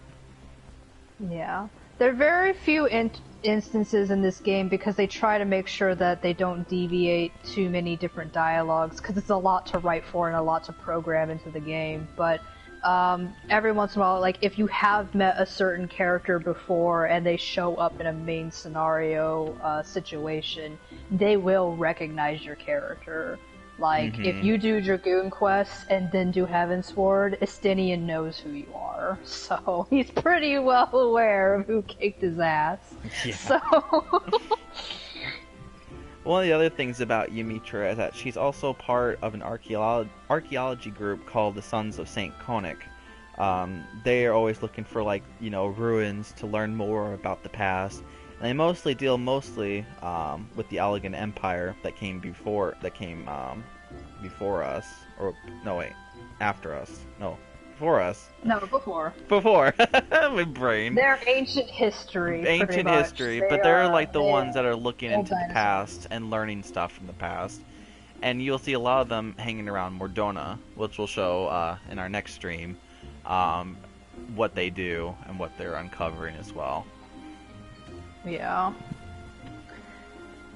I think from here, do you want to find a way to enter Lominsa that's not through the Aetherite? Probably the airship. Okay. Yeah, that's actually a good move.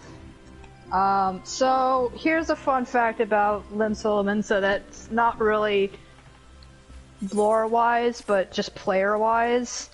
It tends to be a hub where a lot of players like to congregate around. So when we teleport to that area, it takes a really long time because there's so many people there all at once. Yes.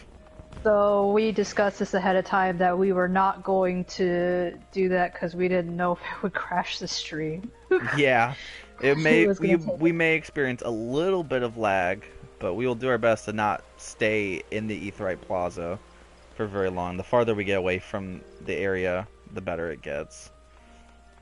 Yeah, it's we might expect some technical difficulties, or we might cut out. Well, I don't really know. We haven't yet done a live stream there before, but yeah. So heading to the airships.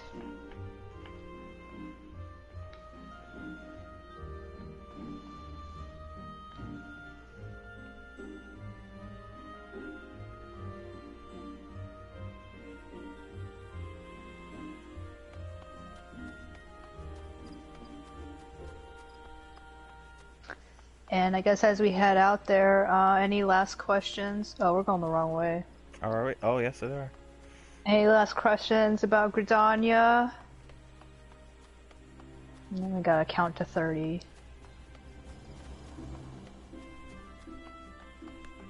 My dodo is running with his little Yeah, I tiny can leg. see it from all the way back here.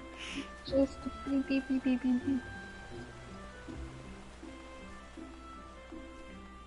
But yeah, Gradania is a very different place than what Ul'Dah is. Gradania is more of a peaceful nature. Now that doesn't mean that they don't have their own issues, especially with beast tribes out there in the forest, you know, doing what they're doing. But for the most part, Gradania does its best, and between the three city-states, Gradania was hit the hardest with the calamity. It lost a lot, but, you know, and especially with wars past and everything, they do their best at what they can.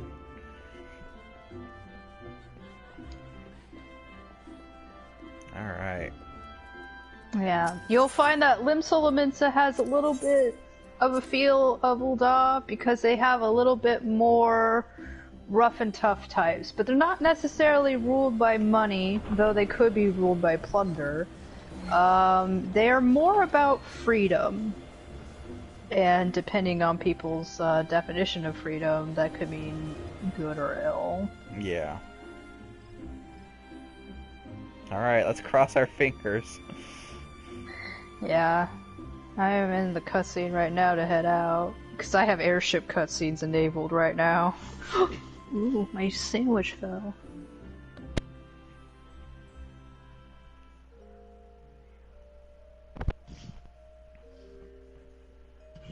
And we're loading. Yeah.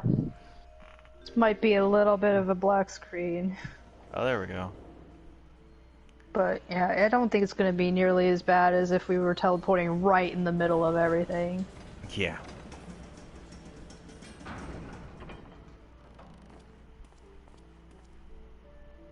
Have a good night, Hachi.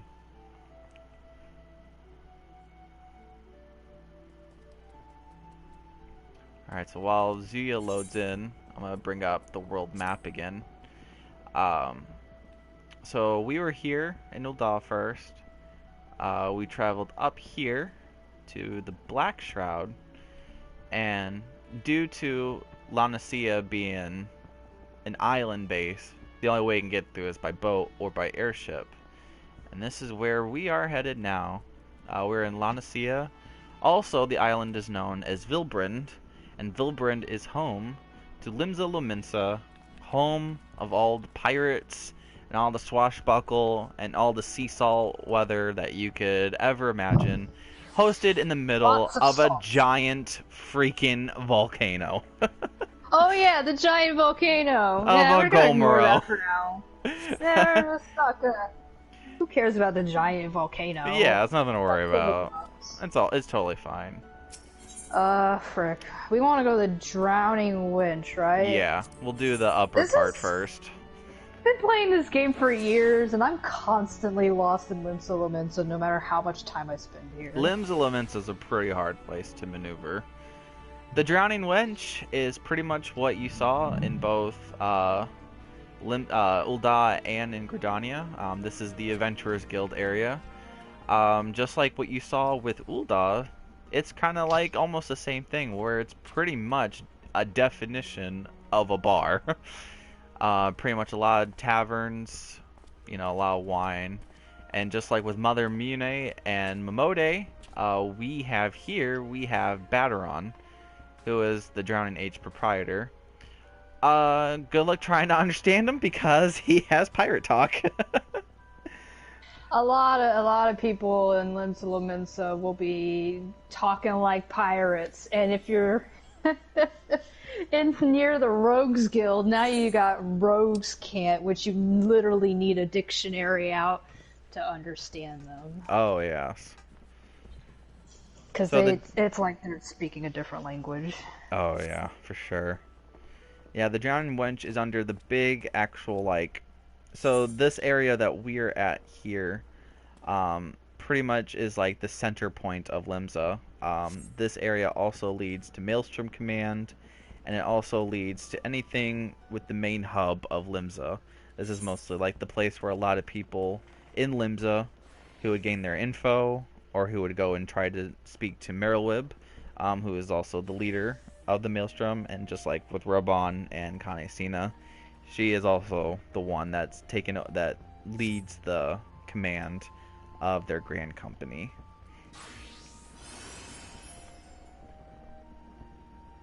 And what's interesting about Limsa is for the longest time, Limsa never really had like a quote-unquote government. Limsa was always the place where you would have, the pirate thing, where it's like, everyone is mostly in it for themselves, for their cargo, and for everything they have. The high seas is theirs and theirs to command. However, when Merylwib came to rose in power, she had a different view for what Limsa should be, and it should just be like how every other city-state is, and should have some sort of rule. What she did was kind of like she outlawed piracy, but outlawed it to an extent where people would act as piracy in a different way, where they would have like rogues, or they would have like, yellow jackets. They would have other things going on where piracy still exists, but piracy doesn't exist at what Limsa was at the time, where it was like a free-for-all. And what Merylwib did when she came to power is try to give a little bit of a balance to Limsa, even though Limsa will forever and always be a place with piracy and everything. But piracy now has a sort of code to it. Yeah, you it's know, like piracy, but with rules. It's and kind of like, I guess they can pirate each other in like some sort of weird competition. But they can't be doing that to like merchant. And if you break the code, you break every rule ever. Yeah, it's pretty serious if you break the code, but it's like Merylweb knew that they weren't going to stop piracy if she just said so, so she tried to meet them in the middle somewhere. So it's just kind of like, do what you want amongst yourselves and figure out shit, but like, if you rob, let's say, like, an Ul'Dah merchant ship, like, you're a criminal, like... Yeah. And you're gonna be hunted down like one. And then other pirates are more than welcome to get your bounty, so... you just piss off everybody if you break the rules. Yeah. And between the two city-states, Limsa is a little bit more cutthroat. Very more, we're not stabbing you behind the back and out, no, you will know. And it's more like these places where it's like, it seems like a safe place, but if you squint hard enough, you can see the riffraff between it all. I'm heading up north and then making my way back down south. The maps can get kind of mazy. Yeah, this one definitely does. So trying to plot a course sometimes means you have to backtrack some. I don't know if I can tell much about this, other than you can find some unique supplies at this herbalist right here.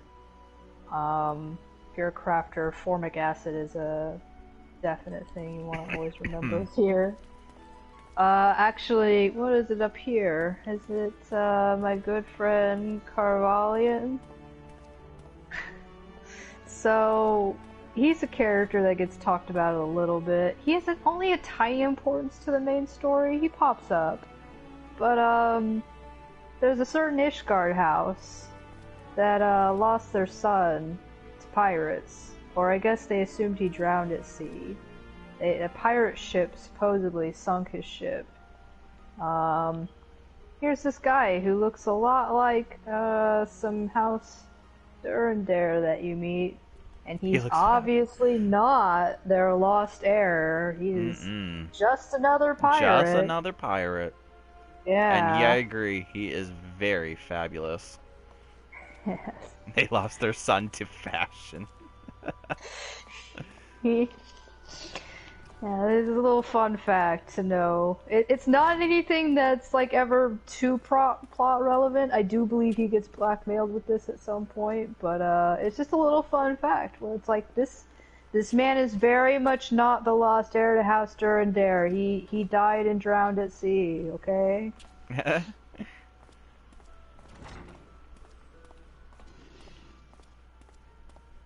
So here is a nice place. It is the Marauders Guild, and if you would like to become a warrior and heft around a big giant axe and just say fuck you to everybody with your big giant axe, this is where you'll start out. And this is also where, just like with the brass blades and the wood wheelers, Limsa has their own, like, you know, quote-unquote police, called the Yellow Jackets. Most of them are a lot of musketeers, or they use, like, you know, guns, axes, and a lot of them from the Marauder quest pretty much helps, you know, help out with the Yellow Jackets and everything.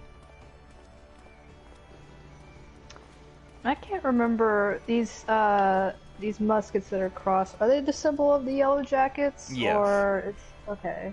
Yeah, so we have musketeers in Lominsa, and there is a job class called Machinist, but you have to wait until Heavensward to actually do that, because Stefanovin, the guild leader of that, needs to tinker with some of the guns that they have here in Lominsa and invent his own kind of gun, which uses a combination of ether magic and machinery. It should be noted that the muskets used in Lominsa are your general, loaded up with gunpowder and launch a small what do they call it? I guess we'll call it a bullet. Yeah. You know, almost like a small cannonball at that point. So, but Stefanovin's machinist guns are a little bit more advanced than these. But he will call upon some of the pirates here in Lominsa because he needs more expertise than he has. But yeah, this guy right here is holding a musket. And is a yellow jacket based on his uniform. Mm-hmm. And the rest will be axe-wielding marauders. I'll have to say my memory is shot on the Marauders quest. I do remember there's some fighting out in Middle Enosia. Also featured here is Alkazoka, who is a marauder, but he actually heads the Scholar quest line. Yep. So if you're an Arcanist and you decide you don't want to be a summoner, this is the guy that you would talk to, and it starts probably one of the most heartwarming quests that I've done. It has become like one of my favorite stories, and he's just a very lovable guy. Scholar quests are definitely in my top 5, like, side quests that you can do in this game. And, Brawn and brains, absolutely, Kate. Yes. It is fun when you get guild masters of a certain job where they're actually something that's not, but it somehow showcases the class a little bit more about how the Scholar questline is a little bit more about, you know, delving into Nemean tactics, not so much about taking out your book and summoning a healing fairy to come bless everybody with. Totally. Yeah, hold on. My feed has gone black. I can't view the questions.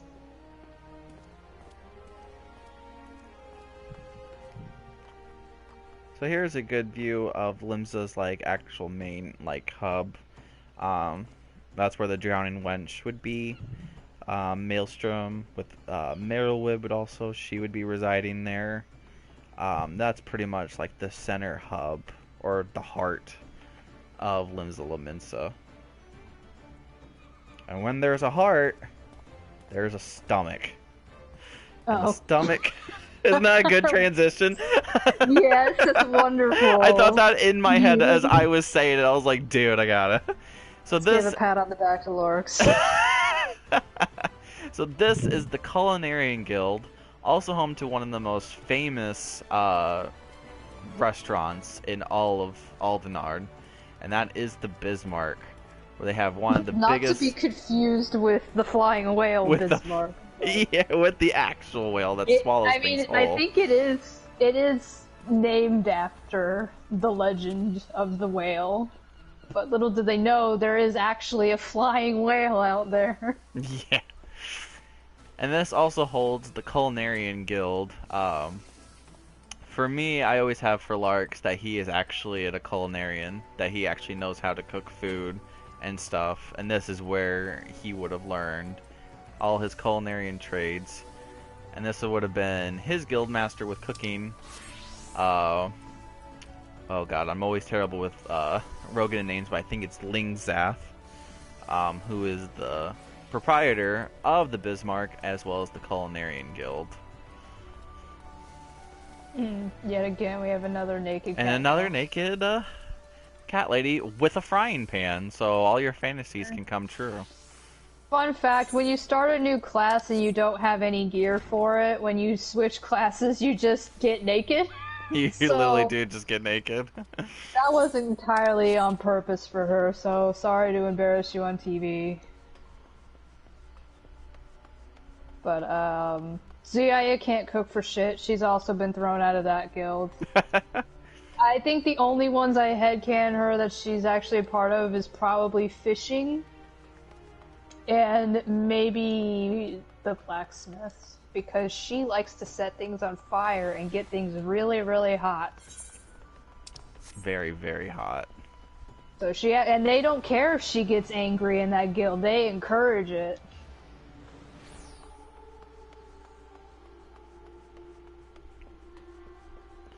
And just like with Twin Adders and the Immortal Flames, Limsa Lominsa has their own grand company in the Eorzea Alliance, and this is the Maelstrom Command.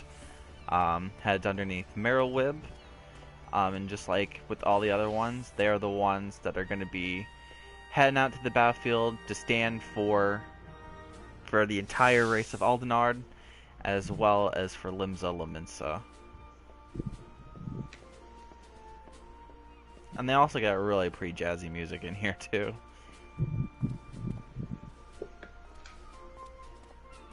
And yeah, as much as I love really my flames, their drums don't do it for me.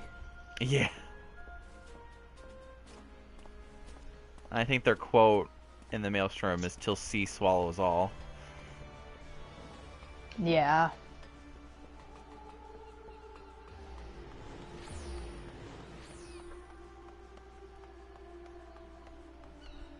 So, just like the other places, we have another communal area that a lot of people will usually do meetups, generally take breaks at. This is the aft castle. Over here, what is this? It's the High Line?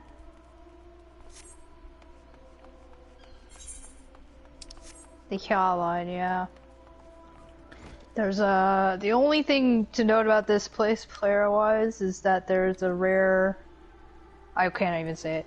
Not even rare, but it's one of the only places you can purchase haddock when there's not, like, an event going on. Oh, that's right, yeah. There's some, like... There's some ingredients that can't be found in many other places other than this.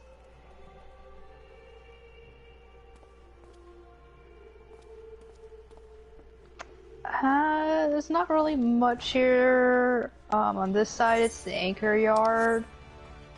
Most of the time, like, some small side quests will take you back here. I think some of the main quests takes you here too. Yeah, some quests The only thing that's useful about this area right now is just it's got a pretty good sightseeing view. And gosh, it is just wonderful weather out here in Lominsa, so look at that view. Look at those clouds. Look at that cloud! I love that cloud. Yeah, some of the skyboxes in this game are phenomenal. Yeah, I'm in love with a lot of their skyboxes. Like, it's beautiful. Absolutely beautiful. Yeah. Down below you can see a ship that we're probably going to be on in a minute. But, just get a really good view of Limsa around here. Get a load of that cloud! Whoa! Get a load of that cloud! Okay. So, when we get to Naldik and Vimelis, that's where the blacksmith and the Armorers Guild are.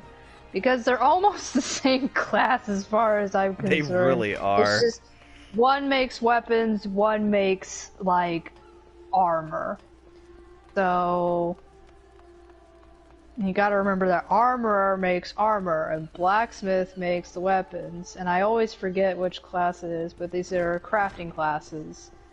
And because they're both forge related, they both operate in the same forge. They've decided to be very economic about this, so they share their forges together, both the armors and the blacksmiths. So this is one of the few guilds that Zuyaya has not been kicked out of, because she loves fire and she loves the heat.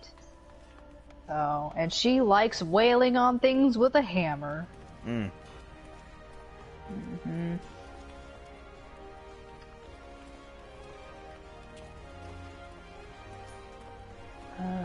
What else are we? I think we've showcased everything on the upper decks. Now it's time to brave the lower decks. Oh, yeah, that's right. Oh, there is one little spot. It's nothing huge. Just like what we saw with Carvalin, there's another little pirate faction known as the Sirens. And they're just like another pirate gang. They're kind of rivals with Carvalin, especially with their rival captain known as Roswin, also known as Hot Pirate Lady.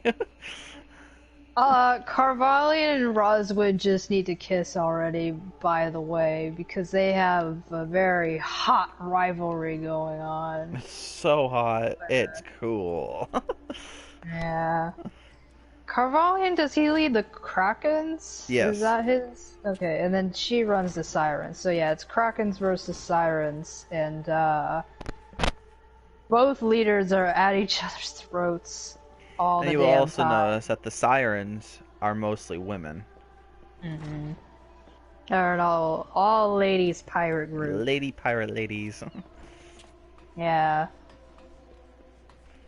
Alright, it is time to brave hell. Yes. If you ever wanted to get a good look at most of Famfrit's server, it's going to be here on the lower decks of Lominsa. I'm trying to find stairs. Yeah, I think it's in here? Yeah. This really is close far away, so this might be helpful. Hello. Just take Bulwark Hall. Yeah. There are stairs you can take, but why do that when you got an elevator? So Zaya doesn't want to walk. She has tiny legs, damn it.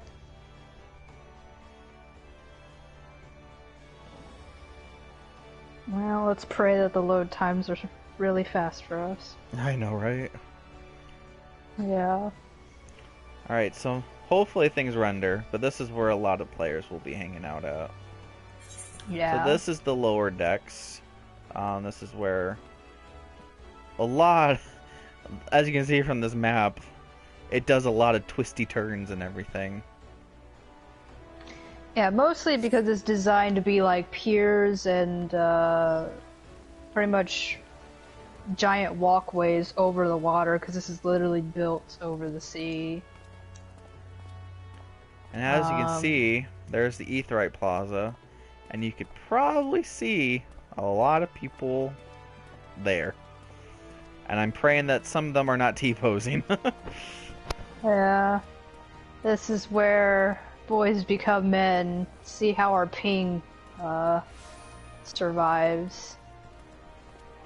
It doesn't seem to be too busy of a day. Yeah. But it is later on in the night. Oh, it is getting kind of choppy. Yeah. People like to congregate around this Aetheryte in particular, and mostly in front of the marketplace.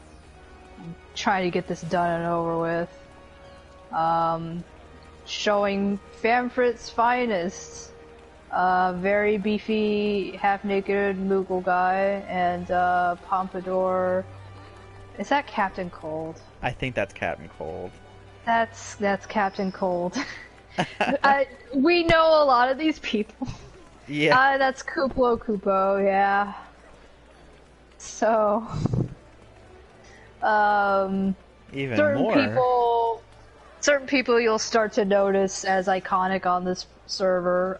The Jades are pretty well known on Famfrit server. They are known for wearing their blue carbuncle ears, and they usually do showcase these Leviathan weapons.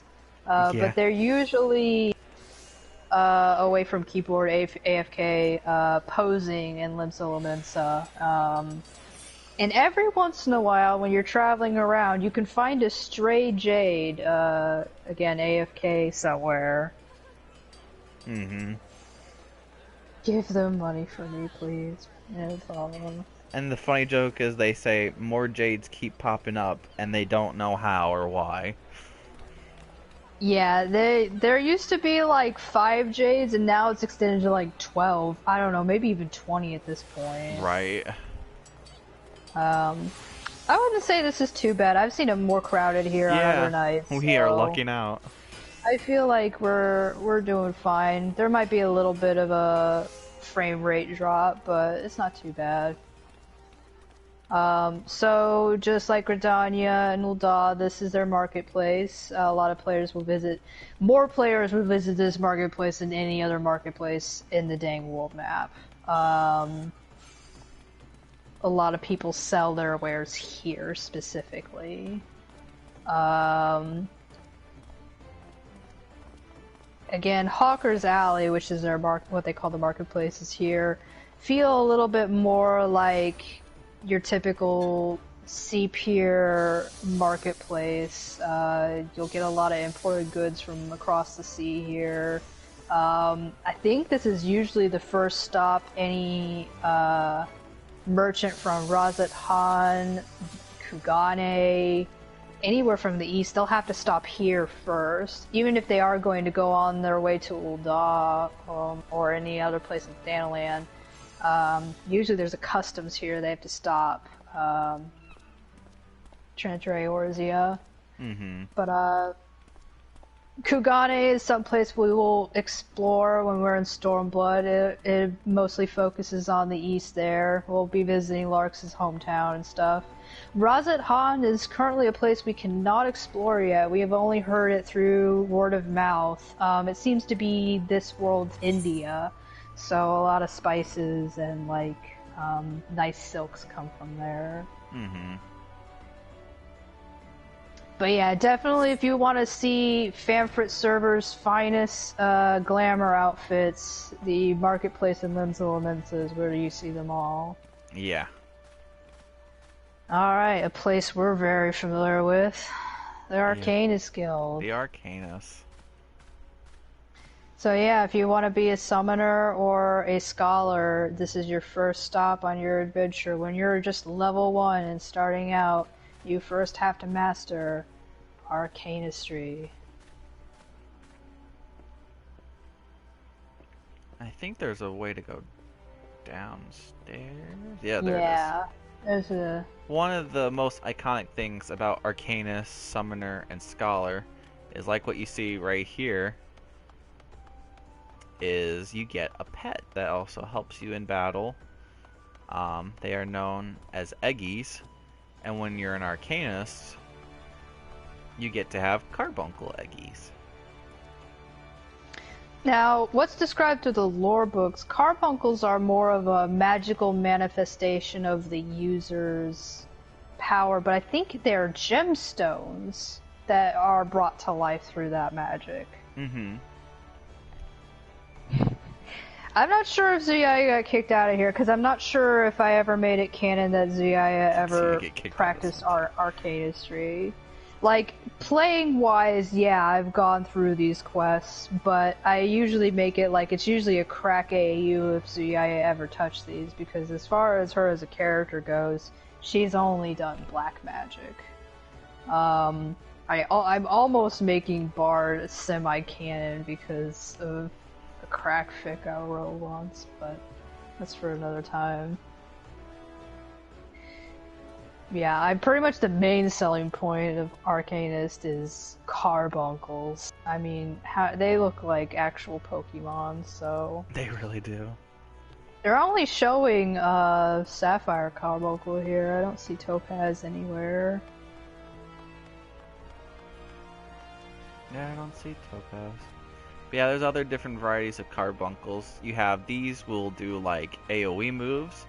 You'll have the golden one, which is a Topaz, which is for Arcanists, more of a tanky type of carbuncle. And then you also have Ruby Carbuncle, who does a lot of DPS. Now, in the story, with some characters, they have their own special carbuncles. And there's like Obsidian Carbuncle, and it's just like, that's just a whole nother like layers of what is going on. Every Arcanist in the game, or anybody who started off as an Arcanist, is instantly jealous when Alphino comes up with a new carbuncle, and they're like, I want that carbuncle! Carbuncle, defend me! It's the same carbuncle, but a different color, but who cares? It's a different color, you gotta have it. But it's gray. Yeah, this time it's obsidian carbuncle. But yeah, Alfino just surrounds himself with these cute little carbuncles, so. Okay. Alright, let's see. We can head down closer to the Fisherman's Guild. Oh boy. It means having to go through this mess again.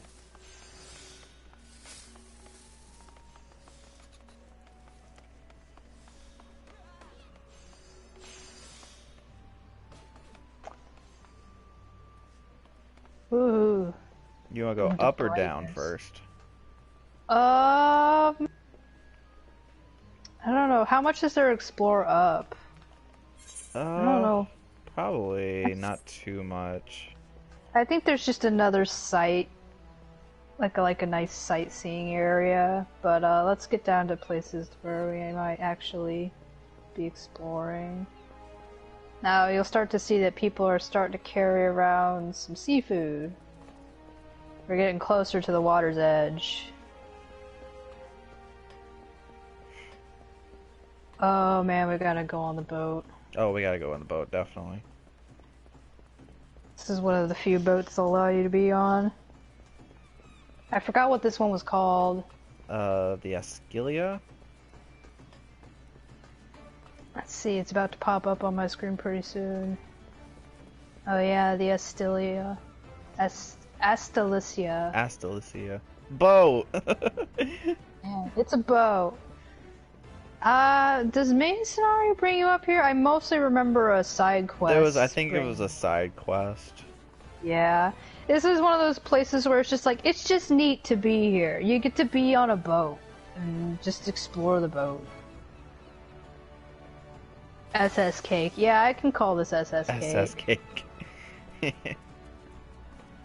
Yeah, so there's a small side quest. I think it's the one that teaches you how to dance. What is it?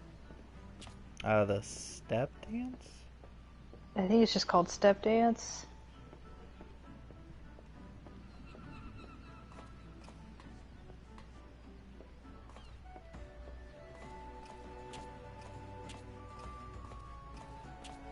Yeah, it's just called Step Dance. Get you a really good view of Limsa. Here. Boat. So on this boat, a certain pirate will teach you a special dance. And it is this, called the Step Dance.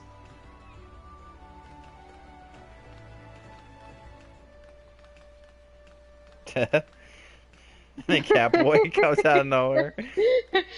Don't watch me, Catboy. See, I just having a moment. She just wants to Unfortunately, dance I cannot jump off off the boat.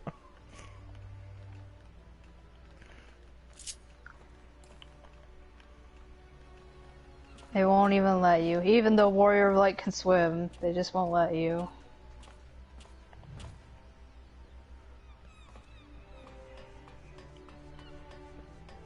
Catboy just wants to be up high.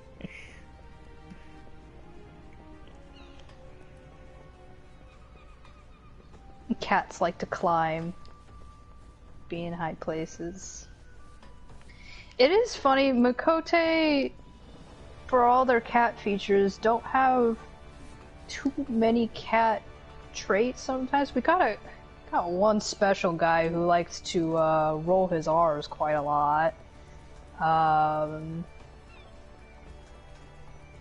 But players do tend to make some of their headcanons up because sometimes the game just allows us some freedom to kind of do some things, but I like to believe they do some cat behaviors, but for the most part they don't really showcase them like doing a lot of too many cat things. Yeah. The lovely Fisherman's Guild, where you catch fish.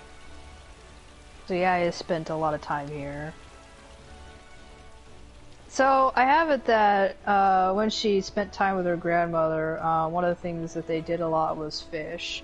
In fact, it was originally agreed upon that if she helped this Alamegan lady fish for food and also hunt some small game for food to bring back to the community, she would teach Ziaya sign language.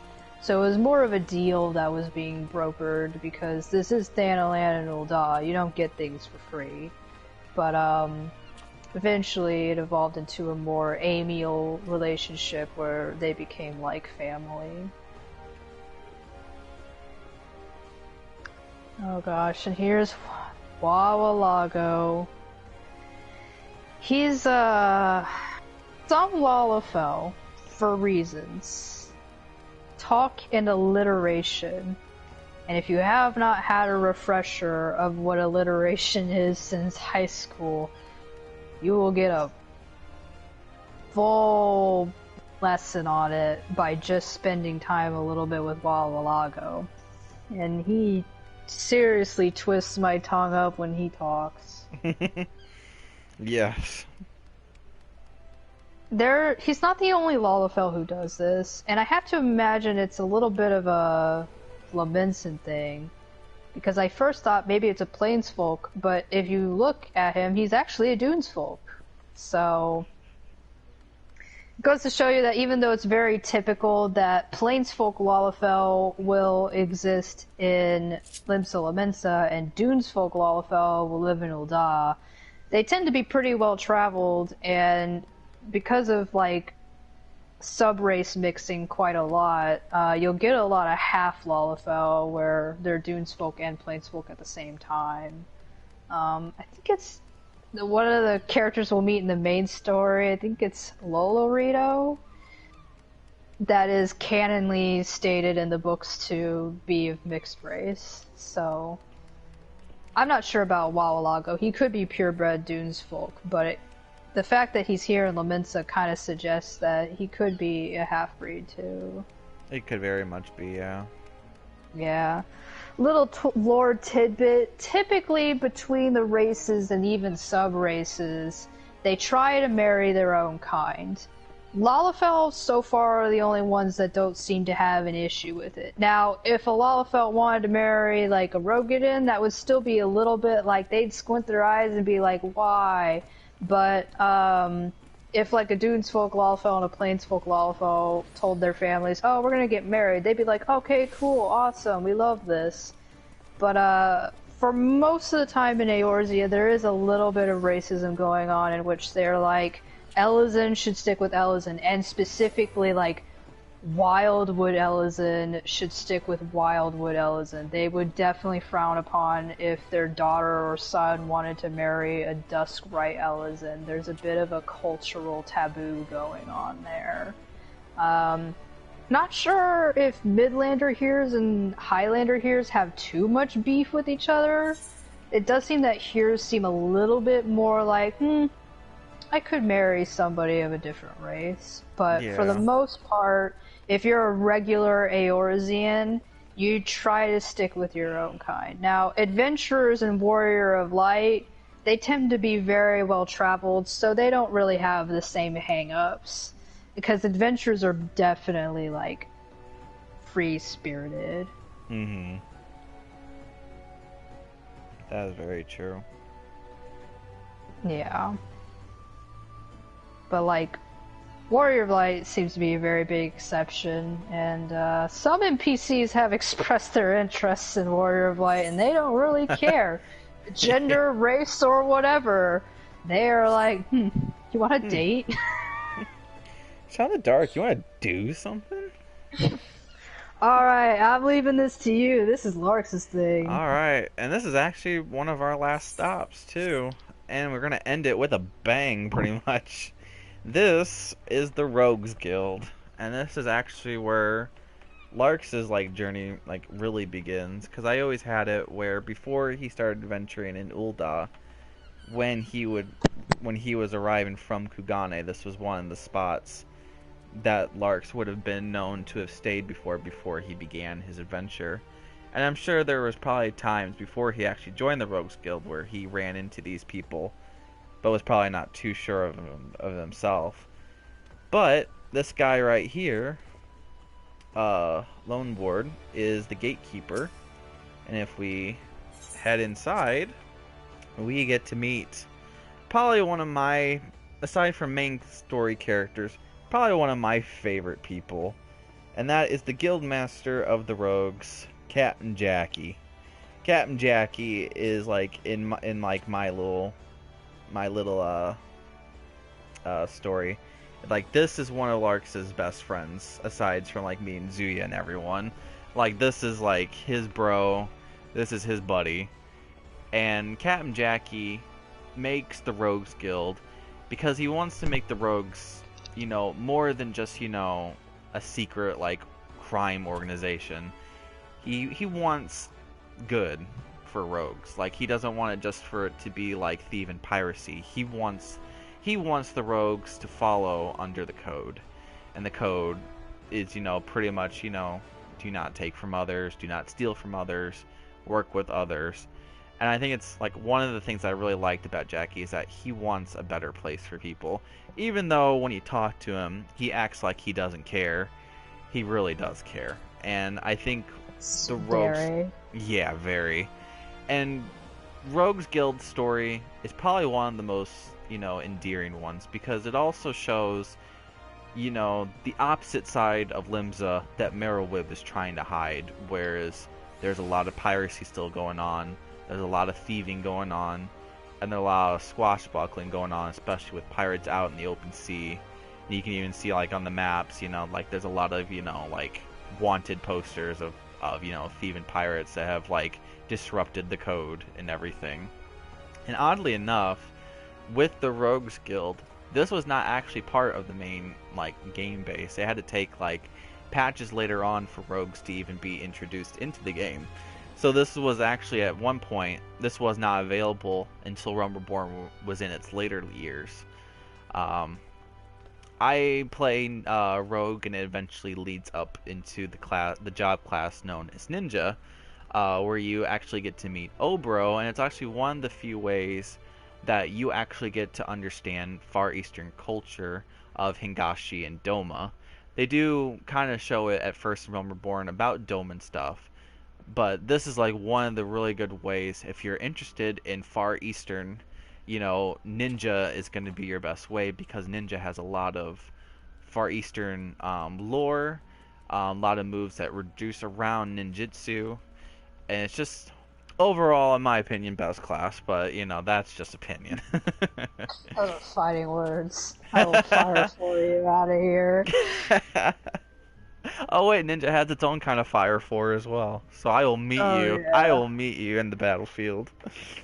Yeah, I gotta read into the lore here, but I remember we discussed that both Black Mage and Ninja kind of access the Void Realm in their own different way, but some of their powers kind of draw behind certain things. Now with Black Magic of the old was definitely doing Void Packs and, you know, pretty much straight up demon summoning and utilizing that, but in recent years, Black Magic is more about how much of a fucking powerhouse can I be by building up all this ether and kind of, I don't know, drawing from kind of like your own void pit.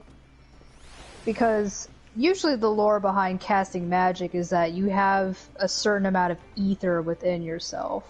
And truthfully, every single job class, no matter how melee they'll end up being, they're usually drawing upon some magical element. Like, even Dragoons are drawing upon a magical element that taps into their dragon's blood or whatever. But even though for the most part, they are just, oh, the fireworks are so pretty in this atmosphere. Oh, I know, right? I got blindsided. I was like, yeah, it's so pretty. But, yeah, and monks too. They'll be drawing upon their, do they call it ki in this one? Chakra? Chakra, yeah. Which again is another form of ether that Warrior of Light or the person houses within themselves. And Ninja draws upon their mudras, which again is accessing some sort of magic. Just different types of it. So the only race in the game that cannot draw upon magics is Garleans, and they make up for this by inventing a lot of machines and technology. Now, they usually call it Magitech, though, because they do supplement it with crystals and magics that exist within the world, like stuff you can dig up from the ground or maybe manufacture. But, so it is a combination of magic and technology. And again, we'll be talking a lot about the Garleans. Yeah, as they become... That's really interesting. They'll show up very fast, because Realm Reborn is doing a lot with them. Because 1.0 is pretty much... It pretty much ended with the Garleans trying to invade Eorzea, their project with Project Meteor. They pretty much caused the moon to fall down, and then Realm Reborn picks up where that left off. But yeah, that was the 3 city-states of Eorzea that you would start if you are a newbie. Ul'Dah, Gridania, and Limsa Lominsa. All have like their own very different personalities and different types of how they live their worlds. But what's interesting about all 3 of them is that they would not be where they are if they didn't have one another. I think that's one of the things why the Eorzean Alliance was so important, was because each one kind of helped the other one of what they were lacking. And as a unified, you know, they would be a really good, strong team. But as you noticed in the beginning, you know, there are rough patches, you know, that they have to learn as they continue, as the story progresses. And over time, we'll figure out, you know, if, you know, what they're doing is doing the right thing wrong way, or, you know, if they're eventually just, you know, what they're gonna be.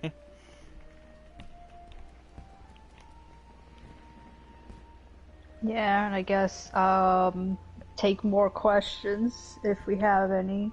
Yeah, any questions at all, or anything that you would like, you know, more in depth on, by all means. Or if you'd like to see something up close, preferably far away from the Limsa Lominsa Aetheryte Plaza.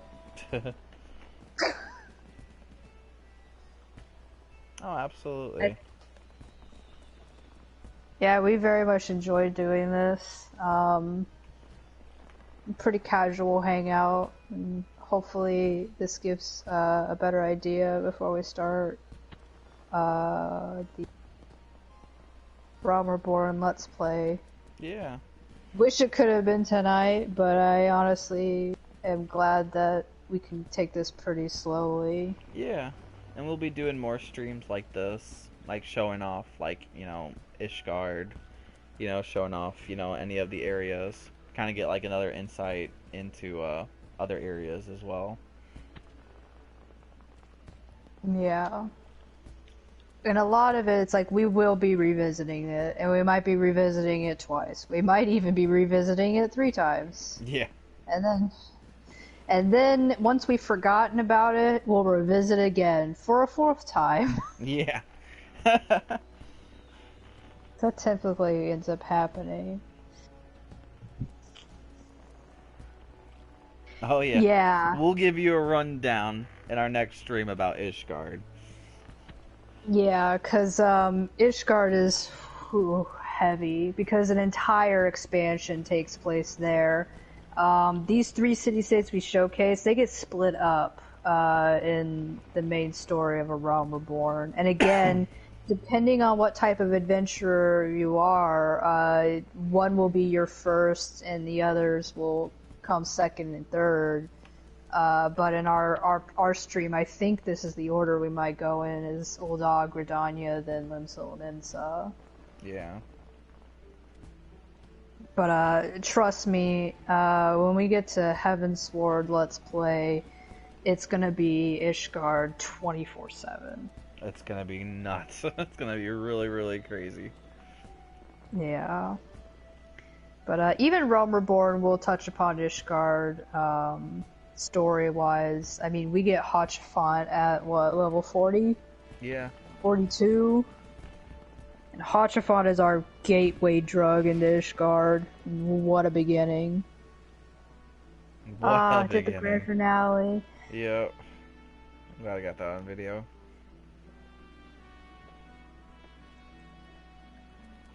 But yeah, I guess we'll call it here.